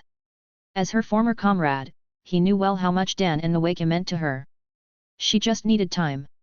Tsunade would eventually realize what she truly needed in her heart. Forcing her would only bring the opposite result. That's why Orochimaru chose to intervene at this moment, to stabilize the situation between Tsunade and Jenso. As for whether Tsunade would agree to Jenso's terms in the end, he didn't care. Otherwise, he could have easily bound Jenso's deal with his own. To earn Jenso's gratitude? He wasn't so kind-hearted and didn't care about such intangible things. More than anything, the outwardly respectful Orochimaru wanted to dissect his senpai. Even if he couldn't. Knowing what Jenso wanted, he could leverage this to negotiate, gaining significant benefits. A gentle breeze blew by, carrying a fallen leaf that sliced through the tense atmosphere. Jenso's eyes turned, looking at Orochimaru. He understood the calculations of this snake-like person. But since Orochimaru was offering a way out, facing Tsunade who was currently impervious to reason, and with the recent information from his shadow clone, Jenso decided to go along. "I await your response." After speaking calmly, Jenso stepped aside, watching Orochimaru and Tsunade continue their conversation, while simultaneously receiving memories from his shadow clone about the recent arrival of Jiraiya and Naruto. The 3 legendary Sunin are all here. Tanzaku town wasn't very large. If a fight broke out, Jiraiya would be there in minutes. This was one reason Jenso hadn't acted yet. Fortunately, he wasn't in a hurry. Jenso glanced at the confident Orochimaru, hearing him give Tsunade 7 days to consider, a subtle smile played on his lips. Who would have the last laugh was yet to be determined. With Orochimaru's help, he could try another approach. Jenso's gaze shifted from Tsunade to Shizune, his eyes gleaming with meaning. "Tsunade, I look forward to your good news." Leaving this final remark, Orochimaru's gaze moved from Tsunade to Jenso, giving a slight nod before disappearing with Kabuto. Jenso said no more, giving one last look at the troubled Tsunade and the worried Shizune, before sinking into the ground. The alley returned to its peaceful state. Until Shizune's continuous attempts to console Tsunade broke the silence. A quarter of an hour later, at the entrance to the alley crushed by the giant snake. Having just entered Tanzaku town, Jiraiya heard people shouting about a giant snake causing destruction. He immediately thought of something, asked for directions, and rushed there with Naruto. But he was too late. Tsunade and Shizune had already left. Still a step too late. Without hesitation, Jiraiya quickly said, "Let's go, Naruto. Tsunade isn't here anymore. What's the rush? You've been hurrying me along since earlier." Naruto grumbled, but quickly followed. Elsewhere. In the forest outside Tanzaku town. Jenso and Orochimaru met again shortly after leaving. Is there something else, Orochimaru? Jenso asked calmly, arms crossed. Orochimaru, the great scientist and educator, might be highly regarded by many, but Jenso wasn't one of them. Having traveled through time decades ago, already at the pinnacle of the ninja world, with deep chakra research, Jenso didn't care much for his junior. Thus, he reacted indifferently to Orochimaru's offer of cooperation. Ignoring Jenso's attitude, Orochimaru smiled and said, "Jenso-senpai, you are very eager to obtain the spirit transformation technique, aren't you?" Jenso raised an eyebrow. So what? Everyone knew what he wanted, there was no need to play coy. Orochimaru spread his hands and explained, "If Tsunade doesn't agree, you might as well come to me." "Oh? Do you have the spirit transformation technique?" Jenso showed interest. "Not now, but that doesn't mean I won't have it in the future. I have many allies within Kanoha." Orochimaru replied confidently. "I see." Understanding that Orochimaru was interested in his terms, Jenso didn't ask further. Though he had his own plans, having another option wouldn't hurt. After all, it was just a matter of time. "My terms remain the same. When you obtain the spirit transformation technique, come to me." With that, Jenso nodded at Orochimaru and vanished. For a moment, Orochimaru's companion, Kabuto, habitually adjusted his glasses and commented, "It's strange that someone like Jenso is so eager for the spirit transformation technique. Do you know why, Orochimaru-sama?" Orochimaru licked his lips with his long, blood-red tongue, and replied playfully, "Who knows?" He knew a bit about the spirit transformation technique due to Tsunade. Though it was unique, it shouldn't be enough to make someone with more extensive ninjutsu knowledge than himself so desperate for it. Unless... Chapter 33, Chapter 32. Orochimaru's eyes suddenly flashed. For someone pursuing immortality, he could easily understand Jenso's meticulous efforts to break free from his constraints and avoid returning to the underworld. However, until now, he had thought the most Jenso could do was extend his time before the limitations of the Edo Tensei body ran out.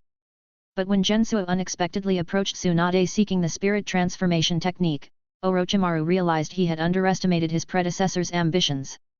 A true resurrection. Orochimaru licked his lips again, thinking excitedly. Could such a thing succeed? Orochimaru had never heard of anyone being able to come back from the dead. Even he himself could only achieve a form of resurrection by splitting his soul, leaving severe after-effects. Fundamentally, it wasn't true resurrection, as he wasn't truly dead. Could Jenso achieve it? Orochimaru pondered deeply about the spirit transformation technique. As the most advanced researcher in the current ninja world, he quickly deduced why Jenso needed the spirit transformation technique. The spirit transformation technique can separate the soul from the body. Jenso wants to break free from the constraints of the Edo Tensei body.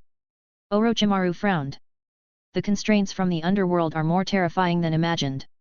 Can the spirit transformation technique succeed? Even if it does, what about the body? Does he intend to become a wandering soul? Or merge with someone else's body? This was not an easy task. The body's rejection of an unfamiliar soul would be intense. The result would only be the disintegration of the body. Having developed the living corpse reincarnation, Orochimaru was well versed in this area. Even someone as talented as he took a long time to perfect the living corpse reincarnation. Even so, the living corpse reincarnation had many limitations. For example, each reincarnation had to be 3 years apart. For example, even if the reincarnation succeeded, the body would still have varying degrees of rejection, preventing it from lasting long, necessitating continuous reincarnations. As a ninja who delved into ancient secrets, Orochimaru had thoroughly researched the history of the ninja world. He had never heard of Jenso studying or developing soul-related secret techniques like the living corpse reincarnation. So, what was Jenso relying on? Orochimaru couldn't figure it out. He would never have guessed that before his death, Jenso had used a forbidden technique to preserve his body under everyone's noses. With the famous Hashirama Senju certifying that Jenso's body was gone, who would suspect otherwise? As night fell, Jenso stood atop a tall utility pole, back to the bright moon, expressionlessly watching the bustling scene below. As a famous spot in the Land of Fire, Tanzaku Town's prosperity was no less than Kanoha's, despite the absence of ninja. Bustling food streets, throngs of people, the constant cries of vendors, and the laughter of children playing mixed in. Unfortunately, the bustle belonged to them. Not to himself. Jenso sighed softly in his heart. Don't misunderstand. He wasn't antisocial or misanthropic. Standing on a utility pole didn't mean he wanted to destroy everything below. Jenso sighed because he wanted to enjoy but couldn't. The Edo Tensei body was like a layer of hide blocking external sensations. Though it had the advantage of being impervious to harm and always reparable, it greatly diminished a ninja's sensory abilities. Don't be fooled by Edo Tensei individuals quickly regenerating lost limbs. If possible, they'd rather avoid the attacks that cause such injuries in the first place. Something they could do in life. However, under Edo Tensei, their external senses were significantly dulled, making them slower to react. For Jenso, no matter how delicious the food or strong the liquor, it all tasted like wax in his mouth. Food was like this, and color, forever out of reach, was the same. So, for the sake of reuniting with his long-missed little brother, he had to break free from the Edo Tensei body and achieve true resurrection. Anyone who stood in his way would face his unyielding determination. A sharp gleam burst from Jenso's eyes as he looked towards a busy izakaya in the distance. Tsunade and Shizune hadn't left Tanzuko town. Instead, under Tsunade's will, they had gone to an izakaya to drink. After some inquiries, Jiraiya and Naruto found them there.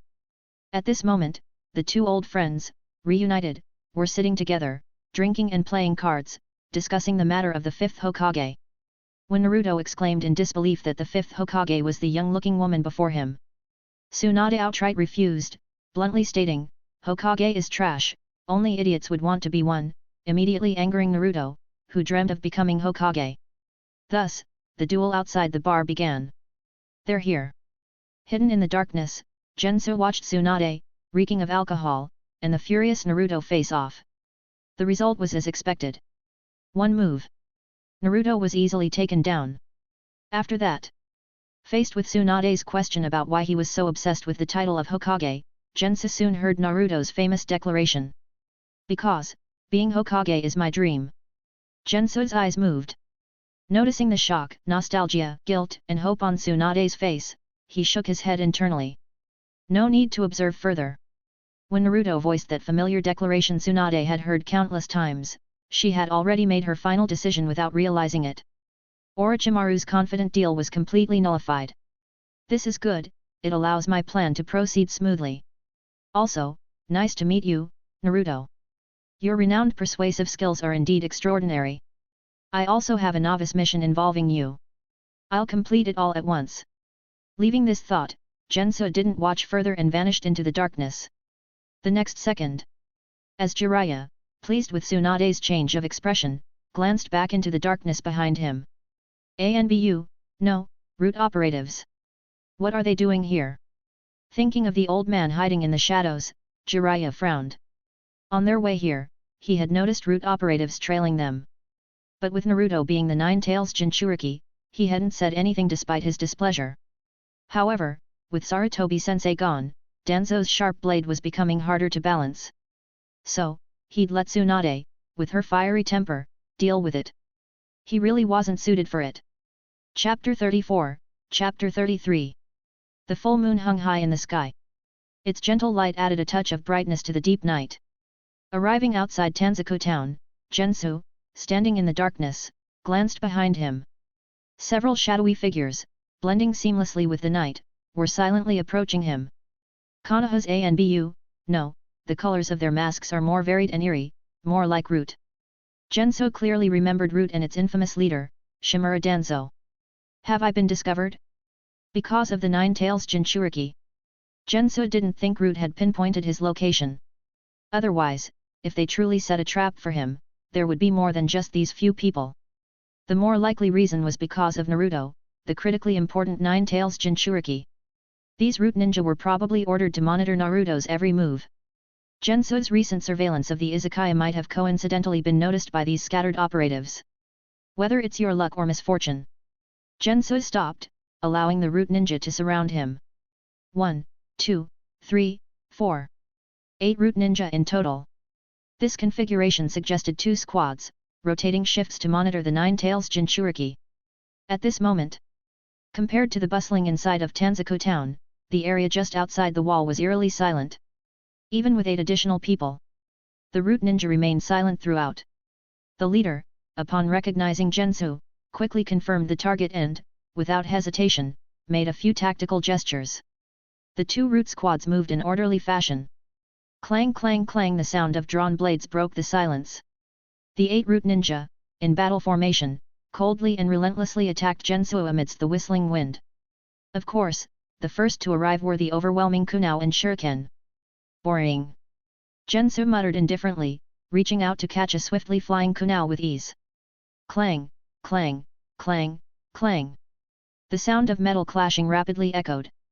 The Kanoha in Jenso's hand became a dense web, slicing through the incoming Kanoha and Shuriken from all directions. Until a sharp sonic boom sounded. Using the body flicker technique, a root ninja wielding a long sword ferociously slashed at Jenso's neck. Jenso calmly stepped back, the blade narrowly missing him. Before the root ninja could react, Jenso's Kanoha, infused with wind chakra, shot out. The root ninja, through years of rigorous training, reflexively dodged, narrowly avoiding the Kanoha. However, when Jenso closed in, he was a beat too slow. Crack! The ninja's wrist shattered instantly, causing him to grunt in pain. Jenso forcibly seized his sword, kicked him away, then turned, raised his arm, and slashed. Everything happened so quickly. To the others, their comrade seemed to be kicked away in the blink of an eye. Another root ninja, who had flashed behind Jenso and was ready to attack, suddenly saw a cold silver light speeding toward him. Ugh! The ninja instinctively clutched his bleeding neck and fell lifelessly. First one. Jenso raised the blood-dripping sword, calmly announcing. The remaining root ninja, unfazed, charged again without even glancing at their fallen comrade. The clashing of blades continued to echo. Despite the inhumanly harsh training, making them far superior to ordinary ninja, the root ninja were still no match for Jenso, even in his restricted state. Soon, under his swift and decisive blade, 2 more root ninja fell.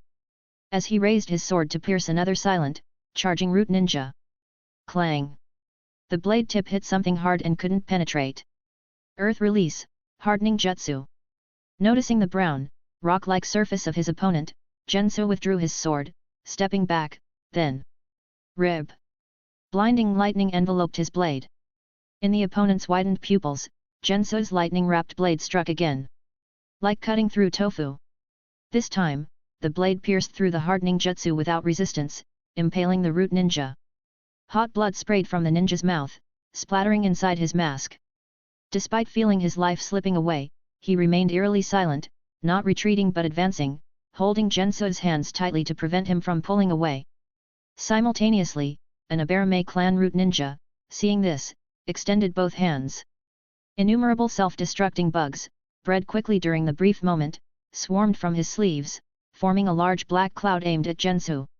In an instant, the insect army descended. Jenso, temporarily restrained, frowned slightly, his gaze shifting as a cold metallic sheen covered his body. It was the steel release, Kekei Genkai. Boom, boom, boom, the insect army from the Hagoromo clan decisively self-destructed. Amidst the deafening explosions, a small mushroom cloud rose.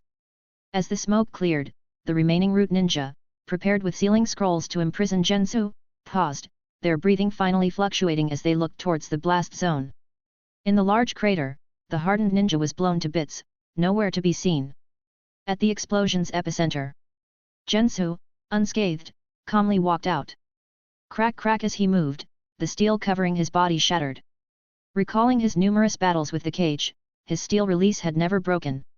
Yet now, a single blow from the Hagoromo clan's secret technique had caused such damage. Jenso shook his head. The difference was too great. Even with limited power, he could still deal with the remaining ones. Jenso glanced at the 4 remaining root ninja, a broken sword from the earlier battle falling into his hand. In the next moment, lightning chakra once again enveloped the blade. Looking at the remaining root ninja, Jenso calmly said, "Will you take your own lives, or shall I do it myself?" There was no response. Everything proceeded in silence. Until the end. Jenso noticed a barely visible long shadow beneath him. As it faded, he slashed with his sword. The last remaining root ninja from the Nara clan fell lifelessly. With that, both root squads were annihilated. Chapter 35, Chapter 34. One had to admit, Danzo was indeed skilled at training ninjas. Even Jenso had to acknowledge that these root ninjas were no less proficient than the elite shinobi of the Warring States era, perhaps even surpassing them in cold-blooded efficiency. It was just their unfortunate luck to encounter him. Any ninja below Kage level would have had a hard time against these two squads. It seems Danzo, that old schemer, has issued a high-priority order to capture me. Otherwise, given Root's discipline, these ninjas would never completely abandon their mission of monitoring the Nine Tails Jinchuriki to go all out against him. I'll remember this. Jenso made a mental note, glanced towards Tanzuko town, and disappeared into the night. A minute later, Jiraiya arrived at the scene. The noise of Jenso's battle with the root ninja had been drowned out by the hustle and bustle of Tanzuko town, but it didn't escape the notice of someone of the Sunin's level. Tsunade continued drinking, uninterested in the commotion. Thus, Jiraiya arrived alone. Looking at the 8 corpses on the ground, Jiraiya wasn't in a good mood. Though he disliked Danzo and Root's methods, root ninjas were still members of Kanoha. The fact that 8 Kanoha ninjas had been killed within the Land of Fire, right under his nose, was a blatant provocation. Jiraiya's face turned serious. Was it Orochimaru? He first thought of his old friend. Although Tsunade hadn't said anything, Jiraiya knew that she had met with Orochimaru in Tanzuko town and they had discussed something before he and Naruto arrived. It was normal for Orochimaru to still be lurking nearby. However, after carefully examining the wounds on the 8 root ninjas, Jiraiya dismissed this idea. He was too familiar with Orochimaru's combat style. The way these root ninjas died didn't match Orochimaru's methods. Someone else? To be able to take down 8 root ninjas in such a short time, without getting hurt and leaving no traces, must be a formidable individual. Jiraiya thought gravely. The task of persuading Tsunade to become the 5th Hokage seemed riskier than he had imagined. The girl with Tsunade must know something. I can't delay any longer, I need to find out the truth. Jiraiya pondered. But before that, as comrades, he had to deal with the bodies of the root ninjas. After the night of Root's demise, everything returned to normal. As if nothing had happened, Tsunade continued her routine of gambling, drinking, and sleeping. Naruto, determined to master the Rasengan within 7 days, practiced the jutsu tirelessly from morning to night. Although Jiraiya hadn't managed to get the details of Orochimaru's deal from Shizune due to Tsunade's orders, he did find out about Jenso's arrival. While occasionally drinking with Tsunade, he spent most of his time searching around Tanzuko town for hidden enemies. Orochimaru alone was enough of a headache. Adding the legendary Jenso into the mix made it even worse. On the other side, the source of Jiraiya's headache, Jenso, was not in Tanzuko town but resting in a nearby city. Although the Edo Tensei body didn't need rest, a good environment still made him feel more comfortable. Jenso took this time to explore the current ninja world, which was vastly different from the Warring States era he was familiar with. 7 days later, emerging from a cinema, having just watched a Princess Gale movie, Jenso sighed. I never expected the movie technology to have developed to this extent. Compared to the terrible films I saw in my past life, this movie was quite exciting. The current ninja world not only had a rich variety of ninjutsu but also enjoyed the conveniences and advantages brought by technology. Compared to the cold, lifeless underworld, this vibrant world made him want to stay even more. Jenso looked up at the bright sun, calculating the time. Today was the agreed day. Orochimaru and Tsunade would soon arrive for their meeting, and he certainly couldn't miss this event. It's time to go. A gentle breeze blew, and Jenso's figure vanished from the cinema entrance. Tanzuko town. In the same alley where the wall had been shattered by a giant snake. After spending the night drinking with Jiraiya until he passed out from the drugged drink she slipped him, Tsunade came alone to the alley to meet Orochimaru. Almost simultaneously, they appeared on opposite sides of the alley. As they approached each other, Orochimaru's golden pupils flashed with doubt. Jenso didn't come. Similarly, Tsunade scanned the surroundings. Not seeing any sign of Jenso, she frowned slightly. Only Orochimaru. At that moment, Jenso, who both Orochimaru and Tsunade were thinking about, hadn't arrived yet. After seeing the bet between Tsunade and Naruto, he realized that Orochimaru's deal had fallen through. Consequently, his own deal had also failed. Not interested in tangling with the stubborn Tsunade, he shifted his focus to Shizune. As for how to proceed, he believed that with Orochimaru's threat, Shizune would be eager to come to Tsunade's aid. The will of fire instilled in Konoha ninja emphasized never abandoning comrades. So, what choice would they make for their comrades? Jenso was very curious. To ensure their meeting wasn't disrupted, Tsunade had knocked Shizune out, leaving her unconscious for an entire night. If not for Naruto's injuries from practicing the Rasengan waking him up earlier than expected, Shizune would have remained unconscious for 2 days. After waking up, Naruto roused Shizune from her stupor. Not good. Tsunade-sama. Learning the current time from Naruto, Shizune immediately got up to pursue Tsunade. Just then, Jiraiya, who had also been awakened by others and sensed something was wrong, rushed back. Seeing that Tsunade was missing, he sternly asked Shizune. Shizune, what exactly did you and Orochimaru talk about? You need to tell me now. Shizune's expression darkened. I wanted to believe in Tsunade-sama, so I didn't say anything. But, there's no time. Please follow me, I'll explain on the way. With that, Shizune quickly ran outside. Jiraiya and Naruto followed closely. On the way, as Shizune explained the entire deal, Naruto naturally thought the answer should be no. But Jiraiya's heart grew heavier. Nawaki. Dan. Orochimaru's really good at calculating. We must stop Tsunade immediately, otherwise. Jiraiya was prepared for the worst. But before he could act, an unexpected figure appeared ahead, causing his expression to change drastically. Chapter 36, Chapter 35. You've come. The long-waiting Jenso raised his cracked face to greet the 3 arrivals. Swoosh. Swoosh. Swoosh. Jiraiya, running at high speed, was the first to stop, followed closely by Shizune, whose face changed dramatically. Naruto, reacting a beat slower, kept moving forward. If not for Jiraiya grabbing him by the collar and lifting him, Naruto would have rushed straight to Jenso.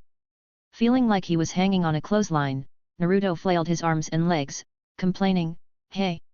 Pervy sage, what are you doing?" With a darkened face, Jiraiya put Naruto down. This is not the time to sully the name of Mount Myaboku's Toad Sage. He glanced at Jenso and added silently to himself, especially in front of such a renowned predecessor. What? You are a pervy sage? Naruto emphasized again, confused. Jiraiya ignored the clueless Naruto. He turned seriously to Jenso and asked, "What brings you here, Jenso-senpai?" With time running out, Jiraiya got straight to the point. Jenso's gaze shifted from the excitable Naruto to Jiraiya and Shizune. It's simple. Hand over the spirit transformation technique, and my conditions remain the same. Otherwise, I will take it myself, and things won't be so civil then. Hearing this, Jiraiya and Shizune's expressions darkened.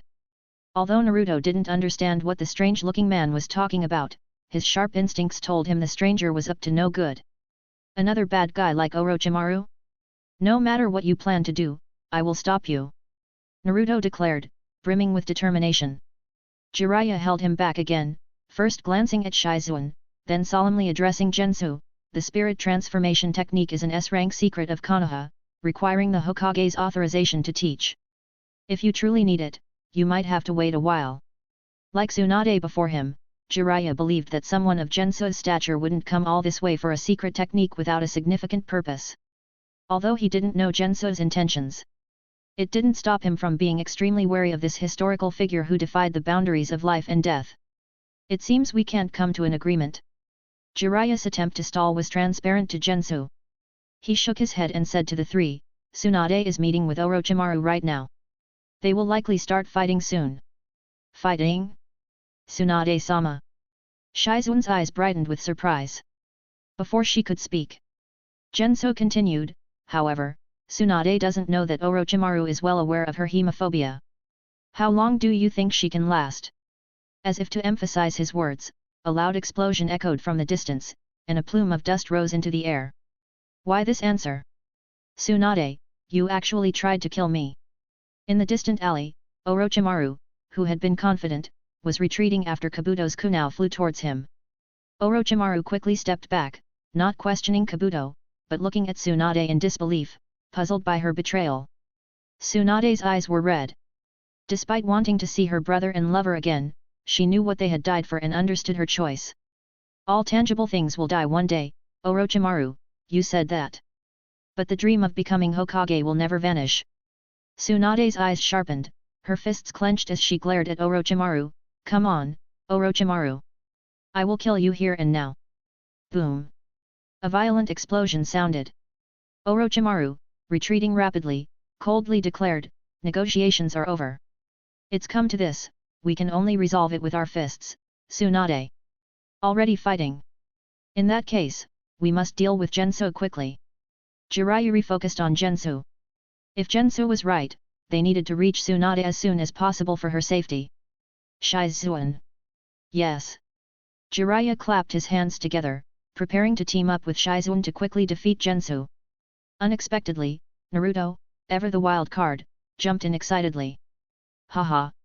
Watch me!" Naruto formed a hand seal and shouted. Multi-shadow clone jutsu. Bang, bang, bang. In an instant, a thick cloud of white smoke appeared, and hundreds of Naruto clones emerged. With a wave of his hand, the excited Naruto shouted, "Everyone, charge!" The army of clones charged at Jenso. "Naruto, stop! This opponent is different from the others." Jiraiya tried to stop him but was too late, only able to shout anxiously. Clearly, Naruto didn't listen. Any ordinary ninja would have been intimidated by the sheer number of clones. But Jenso was no ordinary ninja. Facing the clone army, he remained calm, shaking his head in disappointment. It was like seeing the best ingredients ruined by a terrible chef. "What a waste of chakra," he said, and before the clones could reach him, Jenso stomped the ground hard. As the ground cracked like a spider web, he shot forward like a cannonball. Bang, bang, bang, bang. The sound of clones disappearing echoed in the clone army. In the dense white smoke, Jenso used a single hand chop to disperse the shouting clones before sweeping his right leg to kick away the ones attacking from behind.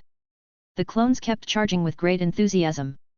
But the faster they came, the faster they disappeared. Under Jenso's swift and precise attacks, the clones seemed like mere children. Hidden among them, Naruto watched with gritted teeth, preparing to use the multi-shadow clone jutsu again. Suddenly, Jenso's gaze shifted. "Found you!" Swoosh! In an instant, Jenso appeared in front of the real Naruto. "He's so fast!" Naruto exclaimed in surprise, unable to react before being kicked away. Bang, bang, bang! This time, a synchronized explosion of white smoke occurred. The once mighty clone army vanished in seconds. Chapter 37, Chapter 36. Naruto. With a swoosh, Jiraiya swiftly caught the flying Naruto, choosing to retreat quickly with him instead of resisting the impact. Jiraiya's intent was to be wary of Jenso's follow-up attack. To his surprise, Jenso did not pursue but remained in place as if nothing had happened. Jiraiya didn't know that Jenso was being captivated by a series of system notifications in his mind. Ding! Novice mission completed. With the immense help of the system's novice gift pack and the host's diligent training, the host challenged Uzumaki Naruto after some time and achieved final victory through a hard-fought battle. Congratulations to the host for defeating the tail-end student of the Ninja Academy, marking the first step in the host's rise. Please continue to work hard to achieve the small goal of dominating the Ninja Academy as soon as possible. Reminder, the system will follow the host's progress and issue related main missions. After more than 50 years, I finally defeated Naruto. Ah! The hardships I endured are known only to myself. This novice mission truly lives up to its reputation as the hardest mission ever. Like the system, Jenso had also learned to tell lies with a straight face. No, he was actually more honest than the system. After all, he really had spent over 50 years to finally defeat Uzumaki Naruto. Which eye of the system saw him still in the Ninja Academy, fighting a tough battle against Naruto? Never mind, this system has gone haywire more than once. Jenso didn't expect it to behave normally anytime soon and decided to check the mission rewards instead. Jenso continued reading with anticipation. Settling the rewards. Novice mission, defeat Uzumaki Naruto, completed. Mission reward, Harem Jutsu. Reward description, created by the prodigious Uzumaki Naruto, this jutsu is unrated and is lethal to both men and women, young and old. Even the great Otsutsuki Kage can be paralyzed, disoriented, dizzy, and stiff under its effect. Additionally, it causes other negative effects such as severe bleeding and weakness in limbs, especially in individuals like the third Hokage, Jiraiya, and Ebisu. Truly the ninja world's #1 control jutsu. Jenso was speechless. There were many things he wanted to say, but they stuck in his throat. Was the harem jutsu really as powerful as the system claimed? Actually, it was. From the great Kaguya Otsutsuki down to ordinary ninjas, none could resist its power. Even he. Jenso thought seriously. Imagining a group of curvaceous, radiant girls, with no censors, of various styles sweet, seductive, elegant, regal rushing towards him for hugs. Perhaps he might lose focus for a moment. Ahem. To be fair, the harem jutsu was indeed a very powerful jutsu, even he couldn't ignore it. But if he were to actually use this jutsu in front of others, Jenso could imagine what kind of reputation he would earn. Don't be fooled by Naruto's carefree use of the harem jutsu's simpler form, the sexy jutsu, without any burden. Once he grows up, especially when he becomes the 7th Hokage, he will surely regret his past actions. Look. This is the 7th Hokage, who saved the ninja world, famous for his transformation jutsu of naked girls. Did you know? That man, who stands equal to gods, actually likes to transform into a woman, and a naked one at that. Thinking of this future possibility, Jenso decisively resolved never to use the harem jutsu in front of others. As for using it when alone, Jenso suddenly thought of an ethical issue. Have any ninjas ever used the shadow clone jutsu to turn into a woman and then sparred together? That seems a bit too perverted. Damn that pervert. Developing such a jutsu. Jenso shook his head, quickly dismissing the thoughts that polluted his pure mind, and turned back to Jiraiya and the others. Naruto, having been caught by Jiraiya, had already regained his spirit. Despite being kicked by Jenso, Naruto's tough body quickly recovered, and he was back to his energetic self. Naruto, watch and learn. This level of combat isn't something you should interfere with. After giving this instruction, Jiraiya turned to Jenso with a serious expression. Without further delay, he stomped hard on the ground, causing a loud boom, and disappeared. It begins. Jiraiya, moving swiftly, threw a heavy punch at Jenso. Jenso remained still, raising his left hand to casually deflect the attack. Unperturbed, Jiraiya twisted his body, sweeping his left leg forward like a whip. Seeing this, Jenso finally stepped back, using one hand to catch Jiraiya's right leg and then kicking out. Smack! The air shook with a violent vibration. Ducking under Jenso's kick, Jiraiya used his hands to spring off the ground like a toad, launching himself at Jenso. Bang! Bang! Bang! Jiraiya's hands struck out like a storm from various strange angles. After several rapid exchanges, Jenso retreated, dragging his feet to create a long trench in the ground before stopping. He looked at the approaching Jiraiya and commented. Toad-style taijutsu from Mount Maiboku? Combined with Kanoha's style, it forms a unique personal style. Interesting.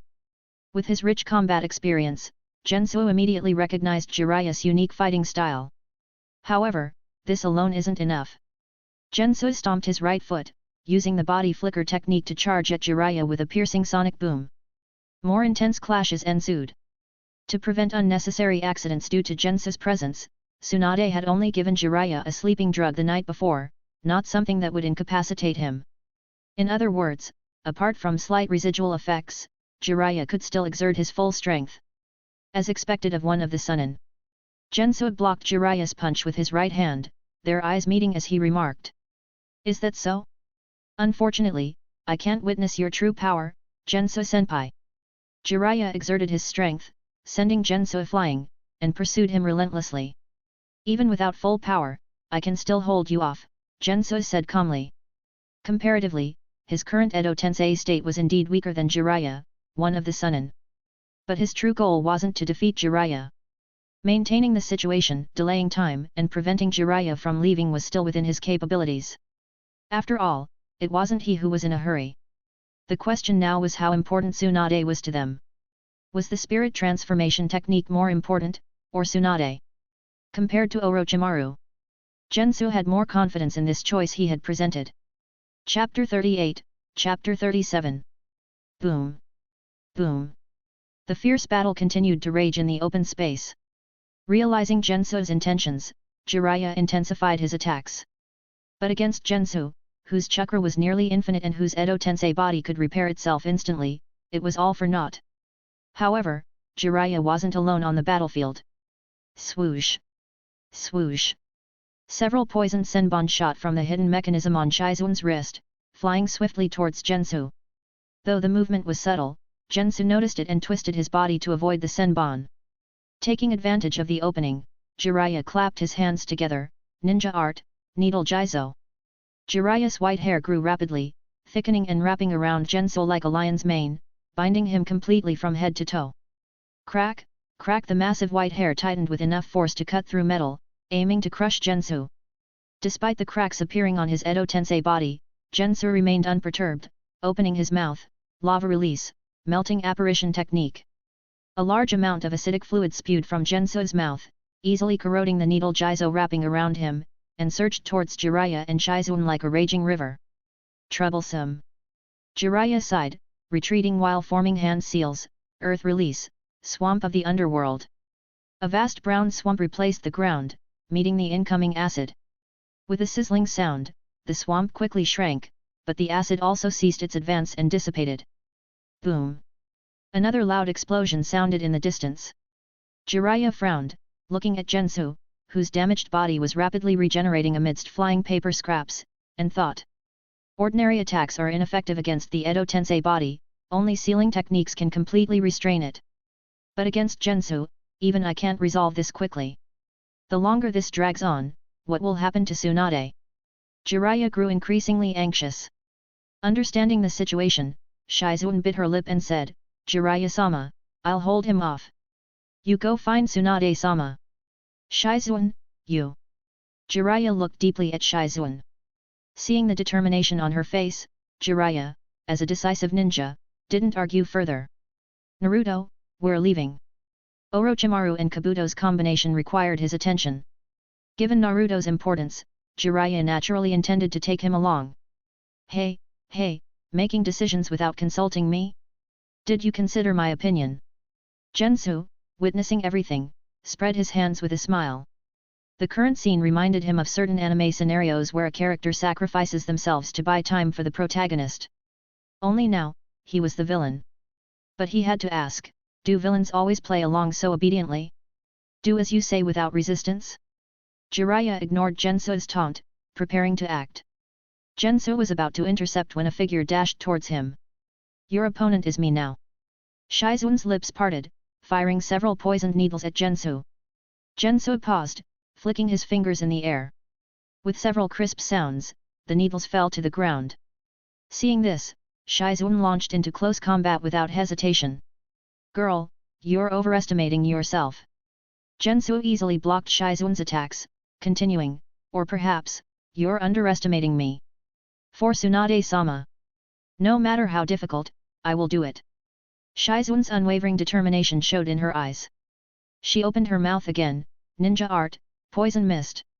Instantly, chakra within Shizune's body transformed into a toxic chemical substance, spewing out as purple mist that rapidly spread towards Jenso. Interesting. Jenso stepped back. But far from enough. With that, he clapped his hands, unleashing a strong wind that scattered the poison mist. As the wind howled, kicking up dust, Shizune squinted, searching for Jenso's whereabouts when a mocking voice reached her ears.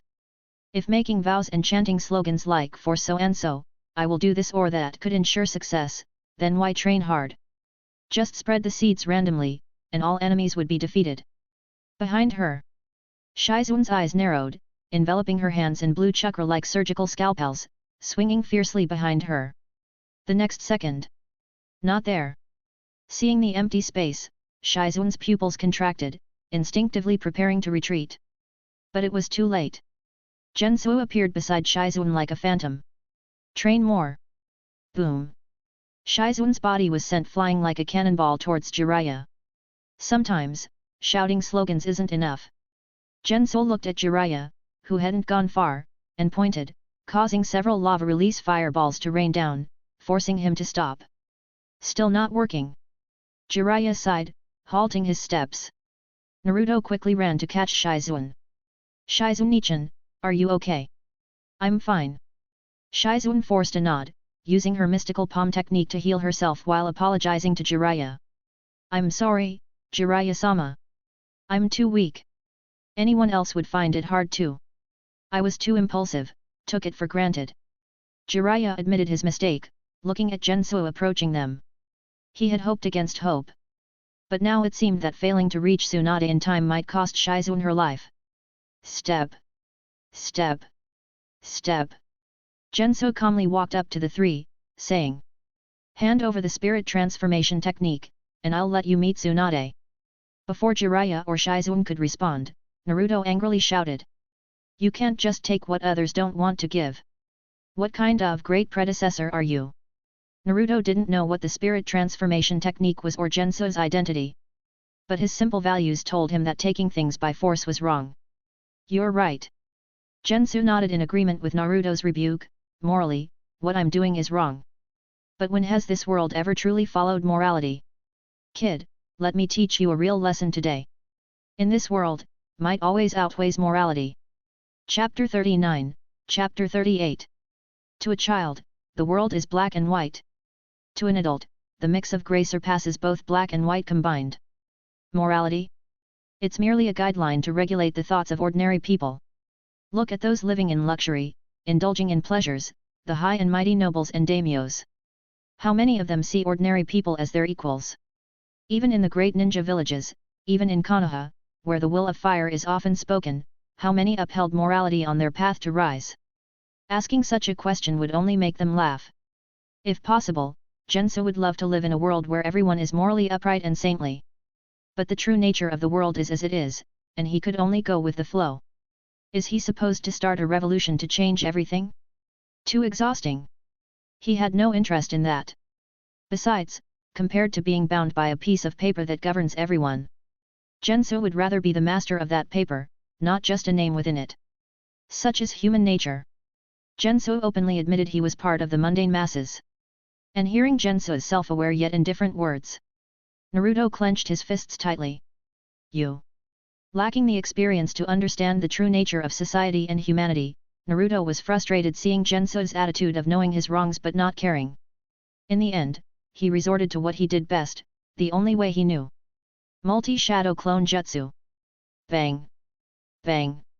Bang! The dense army of shadow clones appeared once again. "Naruto, you idiot!" This time, Jiraiya couldn't stand by and joined the fray, his long white hair flaring out. Ninja art, needle jizo. Numerous hair strands shot out like needles towards Jenso. Jenso didn't move, merely opening his mouth slightly to release a highly corrosive vapor, which spread around him. Sizzle, sizzle. The needle-like hair strands dissolved mid-air before reaching Jenso. "Everyone, attack!" Naruto's clones, undeterred, charged into the vapor like a suicide squad. Bang, bang, bang. White smoke erupted continuously. Seeing this, Jenso's mouth twitched. Shadow clones transmit all sensations back to the original when they disperse. Being corroded by vapor was not a pleasant experience. Yet Naruto seemed unaffected, as if nothing had happened. Jenso could only sigh at another cheat-like existence similar to Hashirama. But he had no time for more sighing. As Naruto's clone army continued charging in, the vapor couldn't keep up with their numbers. "If I were at my peak, this wouldn't be so taxing." Jenso shook his head, watching as one Naruto clone after another surged towards him, excitedly shouting, "Got you!" Learning from his previous experience, Naruto abandoned technique, opting for a brute force approach, leaping at Jenso with outstretched arms and legs. Jenso dismantled one clone after another. But their numbers were overwhelming. Before long, the smoke from the vanishing clones momentarily obscured his vision, allowing a clone to latch onto his left leg like a monkey. Haha! The other clones, eyes shining, charged in with renewed vigor. Soon, Jenso found himself swarmed by Naruto clones hanging onto him like monkeys. "Is this meaningful?" Jenso asked calmly, ready to act. A clone hanging from his shoulder looked up, laughing. "Of course it is." Instantly, the smoke in front of Jenso began swirling like a vortex. Jenso raised an eyebrow. Jiraiya, noticing, was surprised. "Naruto, you..." Shizune, excited, exclaimed, "It's that jutsu from that night." As soon as she finished, the familiar voice of Naruto rang out from the swirling smoke in front of Jenso, "Raise Nan." The spinning chakra ball dispersed the smoke. In a flash, Jenso saw Naruto charging towards his chest with a blue chakra ball in his hands. The fourth Hokage's jutsu, fully mastered. Jiraiya muttered, watching. "No, still lacking, Jenso smirked. Boom! Dust flew, and a powerful explosion erupted in front of Jenso. As Shizune hoped. Jiraiya, knowing the true nature of the Rasengan, frowned when he didn't see Jenso's figure flying back. He quickly rushed over. As expected, when the dust settled, Naruto's right hand, which had held the Rasengan, was embedded in the ground, with a small vortex-shaped pit around it. Standing there, with no clones attached, Jenso looked down at Naruto, amused. Using an unfinished jutsu, I commend your bravery. If the Rasengan were so easily broken, it wouldn't have such a formidable reputation. Naruto had displayed it convincingly, but Jenso's keen eyes easily spotted the instability within Naruto's Rasengan. A slight disruption, like earlier, caused it to spiral out of control and strike the ground. Still not working. Naruto felt dejected. Watch closely, Jenso spoke again. Instinctively, Naruto looked up and saw Jenso extend his palm, saying, Rasengan lesson begins, free of charge this time. In Naruto's astonished gaze, a perfectly formed blue chakra ball appeared in Jenso's hand. Rasengan. With the same casualness as any other jutsu, Jenso held the Rasengan and pressed it towards Naruto's chest. How is this possible? Naruto stared blankly. The turn of events was too surreal. He couldn't fathom that the enemy in front of him also knew the Rasengan. Pervy Sage said this jutsu belonged to the fourth Hokage. Could it be? Wait, why am I thinking that? They look nothing alike. Even in such a moment, Naruto's scattered thoughts diverged. Naruto! Jiraiya's shout snapped him back. Naruto looked up, only to see the familiar blue spiraling light of the Rasengan filling his vision. Chapter 40, Chapter 39. Swoosh! The sound of intense air friction echoed. Jiraiya swiftly moved behind Naruto, grabbing him by the neck and throwing him backward. At the same time, he formed a Rasengan in his other hand. Rasengan! The blue, high-speed rotating chakra ball appeared in his palm. Jiraiya's eyes sharpened, and he pushed the Rasengan forward without hesitation. Jenso did not retreat either. In the next second, the two identical Rasengan collided. Boom! A dazzling blue light erupted. Intense friction and collisions exploded continuously. Jenso and Jiraiya's figures sank instantly, a massive crater forming beneath them. Their black and white hair, respectively, were blown wildly backward as if hit by a storm. Dust flew, stones scattered. In the midst of the standoff, violent gusts of wind carried blue chakra strands, spreading out like a giant fan from the center of their clash. 1 second, 2 seconds. Finally. After one last intense friction, Jenso and Jiraiya exchanged a look. Then. Boom! With a massive recoil, both flew backward at high speed, their Rasengan dissolving into blue sparks. The sound of ninja sandals dragging on the ground echoed for a few seconds. Jiraiya pulled his foot from the ground, looking at Jenso doing the same a short distance away, his expression growing more serious. Pervy Sage! Pervy Sage! Naruto ran over, pointing at Jenso in confusion. Pervy Sage, how can that guy use the Rasengan too? Rasengan! Jiraiya, snapped out of his thoughts, shook his head. I don't know. But seeing it on him, after the initial surprise, it feels almost normal. You need to understand, he is a man who stood shoulder to shoulder with gods. Any jutsu in his hands would not be surprising. As a direct disciple of the third Hokage and one of the legendary Sunin, Jiraiya had the means and interest to learn about historical figures. Among them, Jenso, who developed numerous Kekii Genkai and could perform any jutsu with astonishing talent, was someone he had studied. Seeing it firsthand, Jenso indeed lived up to his reputation. Shoulder to shoulder with gods? What's that supposed to mean? Why isn't it surprising? Naruto scratched his head, still not understanding Jiraiya's explanation. But there was no time for Jiraiya to elaborate. Jenso, having recovered, heard their conversation and smirked. Rasengan? Just an A-rank jutsu. If this surprises you, let me show you its advanced version. The Rasengan, like the Chidori, was a jutsu Jenso had figured out during the Warring States period, even further developing it. He rarely demonstrated it publicly because he already had other powerful jutsu and Kekii Genkai. Unlike the Chidori's charging boost, with many options and few opponents forcing him to use his full strength, he seldom showcased it. The few times he used it, the targets were already dead. The only potential exposure was the Battle of the Valley of the End. But against Hashirama's thousands of giant Buddha arms, the Rasengan's impact was negligible. Now, with the future master of the Rasengan right here, it was a good time to display another use of the jutsu. With a mischievous smile, Jenso opened his right hand again. One more time, will you hand over the spirit transformation technique? No response. All right. The highly compressed blue chakra ball formed in Jenso's palm. Jiraiya expected Jenso to attack with the Rasengan again and prepared to counter. Suddenly, Jiraiya's pupils contracted as he noticed a new change in Jenso's Rasengan. This kind of nature and shape transformation, he has developed the Rasengan to this extent. Sizzle under Jiraiya's astonished gaze, the Rasengan in Jenso's hand transformed into a giant spinning shuriken made of countless tiny chakra blades after wind chakra was infused. This was the advanced version of the Rasengan, wind release, Rasenshuriken. In that instant, while Naruto exclaimed, "What is that?" Jiraiya felt a serious threat from Jenso's familiar yet strange jutsu. Crack, crack. Jenso looked at his right arm, which was cracking under the strain of holding the Rasenshuriken. As expected, a regular body can't withstand the Rasenshuriken's backlash. This was why Jenso rarely used the Rasenshuriken before. Even someone as resilient as Naruto nearly lost the use of his right hand after using it the first time. Anyone else would have their arm completely destroyed. Jenso's Edo Tensei body was also reaching its limit. So, it was time to throw it. Jenso focused on Jiraiya and Naruto. Watch closely and learn. Wind release, Rasenshuriken. Jenso swung his right arm. In the next second, his right arm shattered completely.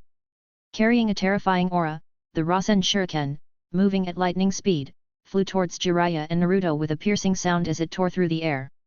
Watch out! Shizune, still healing herself, couldn't help but shout a warning. Jiraiya, with an unprecedentedly serious expression, stood protectively in front of Naruto, biting his finger and slamming it onto the ground, summoning jutsu. Boom!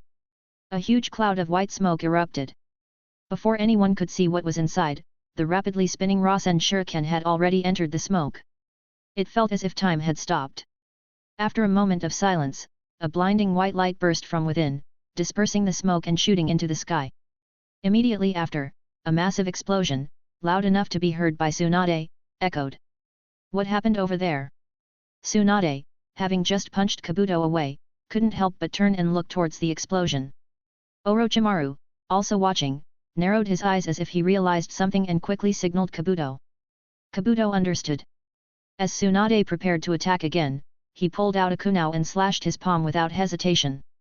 Blood spurted like a fountain. The sight of blood made Tsunade freeze, trembling all over, her face pale, blood. Thanks for listening.